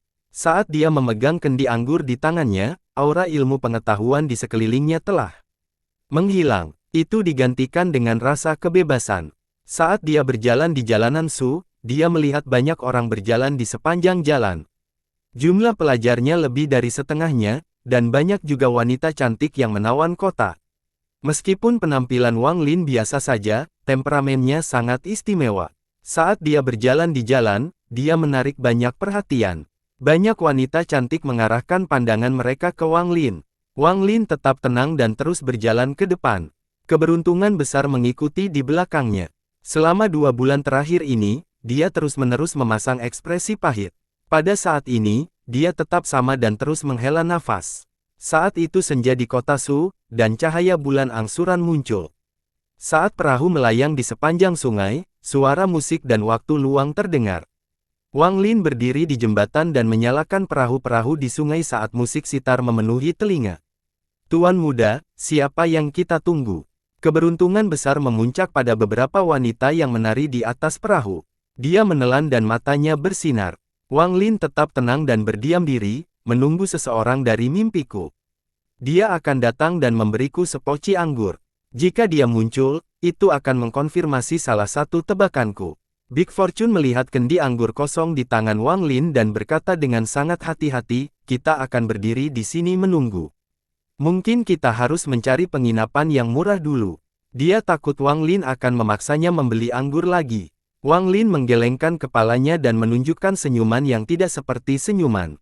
Dia memandang Big Fortune dan berkata dengan santai, saya ingat peraknya banyak sekali, apalagi setelah kita mendapat perak dari ujian. Di sana, lupa, Big Fortune berkedip dan menunjukkan ekspresi canggung. Keluarkan perak yang kamu sembunyikan dan ambil anggur Osmanthus dan sewa perahu. Kami akan tinggal di sini selama beberapa hari. Wang Lin mewakili lengan bajunya sambil tersenyum dan tidak lagi memandang Big Fortune. Angin bertiup kencang, menyebabkan gelombang menggema di permukaan sungai dan mendarat di tubuh Wang Lin. Angin ini lembut dan tidak dingin, itu membawa sedikit kehangatan. Bersamaan dengan angin terdengar suara permainan sitar. Wang Lin berkemah, maukah kamu datang? Dunia adalah tempat tinggal bagi semua makhluk hidup. Waktu adalah tamu zaman. Perbedaan antara hidup dan mati seperti terbangun dari mimpi. Kota Su meninggalkan musim pemulihan pada bulan Juni dan memasuki musim ketika bunga-bunga bermekaran. Daun willow yang berterbangan di angkasa seakan ingin membawa perjalanan waktu bersamanya. Daun willow memenuhi langit seperti salju, itu adalah pemandangan yang sangat indah. Mereka tampak seperti salju di musim panas saat melayang melintasi langit. Jika angin lebih kencang lagi, mereka akan semakin berterbangan dan terlihat seperti tidak memiliki akar. Meski cantik, mereka juga memberikan sedikit kesedihan. Mereka tampak seperti pengembara yang tidak punya rumah. Mereka hanya bisa bergerak mengikuti angin, tidak tahu kemana mereka akan pergi. Mungkin mereka akan mendarat di sungai dan menjadi bagian dari udara, atau jatuh ke tanah dan bercampur dengan debu. Mereka kemudian akan diserang oleh angin kencang. Nasib mereka adalah angin, dan angin yang berbeda memberi kehidupan mereka yang berbeda. Ada seuntai pohon willow yang berwarna putih dan menutupi bunga-bunga yang berterbangan lembut di udara. Itu mendarat di telapak tangan seorang pemuda berkulit putih yang berada di perahu kecil. Pemuda itu memegang kendi anggur di tangan kirinya dan meminum seteguk anggur sambil membacakan puisi angkuh. Suaranya tidak nyaring, tapi memberikan perasaan santai, seperti dia akan mengejar akhir dunia. Di belakang pemuda itu ada seorang pria parubaya, yang mengenakan pakaian seorang tukang buku. Dia memasang ekspresi pahit, dan setiap kali pemuda itu menyesapnya, hati pria parubaya itu akan semakin sakit. Satu kendi anggur osmanthus berharga 7 keping perak. Mahal, sungguh terlalu mahal. Minum seteguk hampir seperti menelan setengah keping perak. Daun willow yang hinggap di tangan pemuda itu berhenti sejenak namun sepertinya belum mencapai titik akhirnya. Rupanya ia mengeluarkan desahan samar saat ia terbang dari tangan pemuda itu. Ia terbang ke pemandangan dengan sedikit kebingungan seolah-olah ia tahu kemana ia ditakdirkan untuk pergi dan tanpa kenal lelah mencapai tujuan. Ada hutan bunga persik di tepi sungai. Saat daun willow berterbangan, bunga persik jatuh ke sungai, menyebabkan gelombang bergelombang. Pohon willow yang pembohong menari mengikuti angin, bunga persik ringan mengalir bersama sungai. Wang Lin meminum anggur di tangannya dan tawanya menggema. Selain tukang perahu dan dua orang ini, ada 3 wanita cantik juga di atas kapal. Yang satu memainkan sitar dan 2 lagi menyanyi dan menari. Perahu itu melayang di sepanjang sungai, melewati jembatan batu, dan berjalan santai di kedamaian. Keberuntungan besar, keluarkan anggurnya. Wang Lin berbalik dan menatap pria parubaya itu sambil tertawa. Big Fortune memasang ekspresi pahit dan terus menghela nafas. Dia mengambil tawaran anggur dan enggan menyerahkannya kepada Wang Lin. Dia mulai berbicara seolah dia akan menangis. Tuan muda, perak yang tersisa tidak banyak. Kami menyewa perahu ini tetapi juga membeli anggur. Gadis kecil ketiga yang menemani kita ini juga membutuhkan biaya yang besar, biaya hariannya terlalu tinggi. Bagaimana kalau kita pergi ke darat dan mencari penginapan murah untuk menghemat uang? Apa yang terburu-buru? Orang yang aku tunggu belum datang. Wang Lin menghibur dan tersenyum. Dia mengambil kendi dan minum sambil duduk. Dia mendengarkan wanita cantik memainkan seni sitar. Suara sitarnya lembut dan ceria tetapi tidak bisa memasuki pikiran Wang Lin. Tuan muda, saya telah mengambil semua perak yang saya sembunyikan. Kamu, sialan, lelaki tua ini menghitungnya. Jika kita terus berbelanja seperti ini, kita akan menjadi pengemis dalam 7 hari. Sudah lebih dari 1 bulan, 1 bulan. Siapa yang kamu tunggu dan kenapa mereka belum datang? Hati Big Fortune sakit saat dia mengeluh dengan getir kepada Wang Lin. Tampaknya terlihat sangat lucu, wanita yang sedang istirahat menari dan tertawa. Mata Big Fortune melebar dan dia menatap wanita itu. Setelah mematok sedikit, dia mengambil anggur sendiri dan meneguknya. Saya perlu minum lebih banyak, ini anggur yang enak. 1 suap berarti setengah perak. Musik sitarnya masih kurang bagus. Wang Lin bersandar di sisi perahu dan dengan lembut menenangkan kepalanya. Setelah sekian lama, dia sepertinya sudah terlalu banyak mabuk. Dia bangkit dan berjalan di samping wanita yang memainkan sitar. Dia meletakkan tangannya di sitar dan wajah wanita cantik itu memerah saat dia menarik tangannya. Saya ingat sebuah lagu. Aku tidak tahu namanya, tapi aku mendengarkan dalam mimpiku. Seharusnya ditempatkan seperti ini, kata Wang Lin sambil menutup matanya dan tangannya mulai memainkan sitar. Awalnya sangat mentah dan suara pecah-pecah itu bukan lagu. Namun, saat Wang Lin fokus bermain, lagu tersebut secara bertahap menjadi koheren. Kesedihan yang tak terkatakan datang dari musik sitar dan terbang ke segala arah. Kedua wanita yang sedang beristirahat di perahu menjadi mengamati dan menatap Wang Lin. Kesedihan dalam musiknya sangat ringan, namun bisa menyentuh jiwa seseorang. Ketika Anda mendengarnya, Anda pasti akan terkejut. Tidak diketahui berapa lama Wang Lin duduk di depan sitar dan mulai bermain. Wanita yang sedang memainkan sitar itu duduk di tempatnya. Ada kemegahan yang tak terkatakan terpancar di matanya yang indah saat dia tampak tenggelam dalam musik sitar. Bahkan Big Fortune pun terkejut ketika dia duduk di sana. Dia minum seteguk anggur satu demi satu. Dia menyayangi sakit hatinya dan mulai memahami keinginan tangan. Li Muwan telah memainkan lagu sitar ini. Dan lagu berbeda yang mengandung pesona yang sama datang dari wanita buta di negeri roh iblis. Pada saat ini, air mata perlahan mengalir dari mata Wang Lin yang tertutup. Air matanya mendarat di sitar, mereka seolah menyatu dengan lagu dan bertebaran dengan musik. Dia akan bermimpi setiap malam. Dia melihat banyak hal, tetapi tidak semuanya jelas. Ada beberapa orang yang masih buram. Meskipun sosok mereka samar-samar, perasaan sedih itu sangat kuat. Diiringi alunan musik sitar, perahu melayang melintasi sungai dan melewati banyak jembatan hingga senja tiba. Wang Lin menunggu lebih dari 1 bulan, tapi orang dari mimpinya yang seharusnya muncul masih belum muncul. Saat perahu melayang di bawah jembatan batu, tanpa sadar dua sosok muncul di jembatan batu dan mendengarkan musik sitar yang sedih. Orang kedua ini adalah lelaki tua berambut putih. Salah satunya mengenakan jubah hijau. Meski hanya berdiri di sana, ia berdiri tegak seperti pohon pinus. Ekspresinya memberi kesan tua dan matanya menunjukkan kebijaksanaan. Bahkan hanya dengan berdiri di sana, dia mengeluarkan aura seorang sarjana agung. Dia adalah Su Dao. Su Dao mengungkapkan suasana emosional saat dia melihat perahu yang melayang.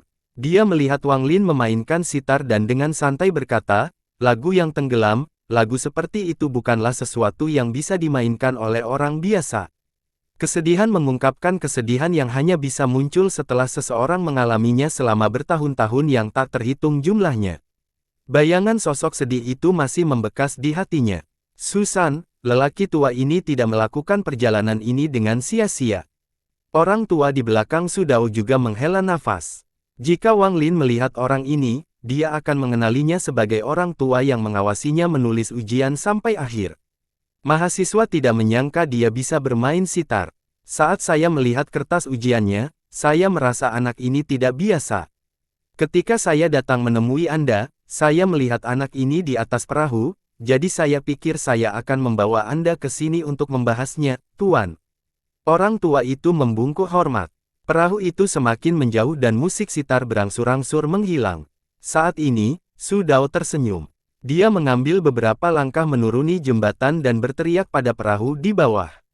Anak muda, beritahu orang tua ini apa pendapatmu tentang karma. Tangan Wang Lin berhenti dan musik sitar berhenti. Dia membuka matanya dan melihat ke belakang dengan kebingungan.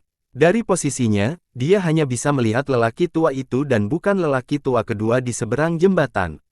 Saat ini, malam tiba dan bulan cerah tergantung di langit. Di malam hari, sosok lelaki tua itu agak kabur, bahkan jembatannya pun seolah tersembunyi di bawah sinar bulan. Bahkan muncul Wang Lin tampak kabur. Dia memandang lelaki tua itu, ke jembatan, dan kekaburan di sekitarnya saat dia mulai berkemah, karma. Seharusnya tidak seperti ini. Jika ini adalah pembalikan waktu, jika ini adalah novel, jika ini adalah mimpi, maka aku seharusnya bertemu dengan diriku sendiri di dalam mimpiku. Tapi kenapa aku bertemu dengan lelaki tua ini? Kenapa begitu? Seperti ini, Wang Lin telah menunggu lebih dari 1 bulan. Dia telah menunggu pemandangan yang menyebabkan dia terbangun dalam kebingungan dan menghabiskan hari dengan minum anggur. Dalam mimpi itu, dia melihat dirinya yang lain dalam mimpi itu muncul di jembatan di kota Su. Namun, alih-alih bertemu dengan diri impiannya, ia malah bertemu dengan lelaki tua ini. Ini tidak bisa dijelaskan. Saya tahu tentang sekte pemurnian jiwa. Aku bahkan samar-samar bisa menebak bahwa orang yang akan muncul di Sekte Pemurnian Jiwa ratusan tahun dari sekarang adalah mimpiku. Aku telah memperoleh pencerahan dalam semua ini, tapi kenangan aku melihatnya di sini. Mata Wang Lin dipenuhi dengan kebingungan. Dia tidak mengerti, bahkan dirinya sendiri menjadi kabur. Saat Wang Lin masih dalam kebingungan, perahu itu melayang semakin jauh. Ketika lelaki tua itu melihat Wang Lin tidak menjawab, dia tersenyum dan berteriak lagi. Anak muda, beritahu orang tua ini apa pendapatmu tentang karma. Karma, aku penyebab karma, aku efek karma. Suara Wang Lin perlahan terdengar dan perlahan menghilang bersama perahu. Su Dao sambil tersenyum melihat perahu yang menghilang. Dia membalas dan menatap siswa di belakangnya. Siapa namanya? Bersambung.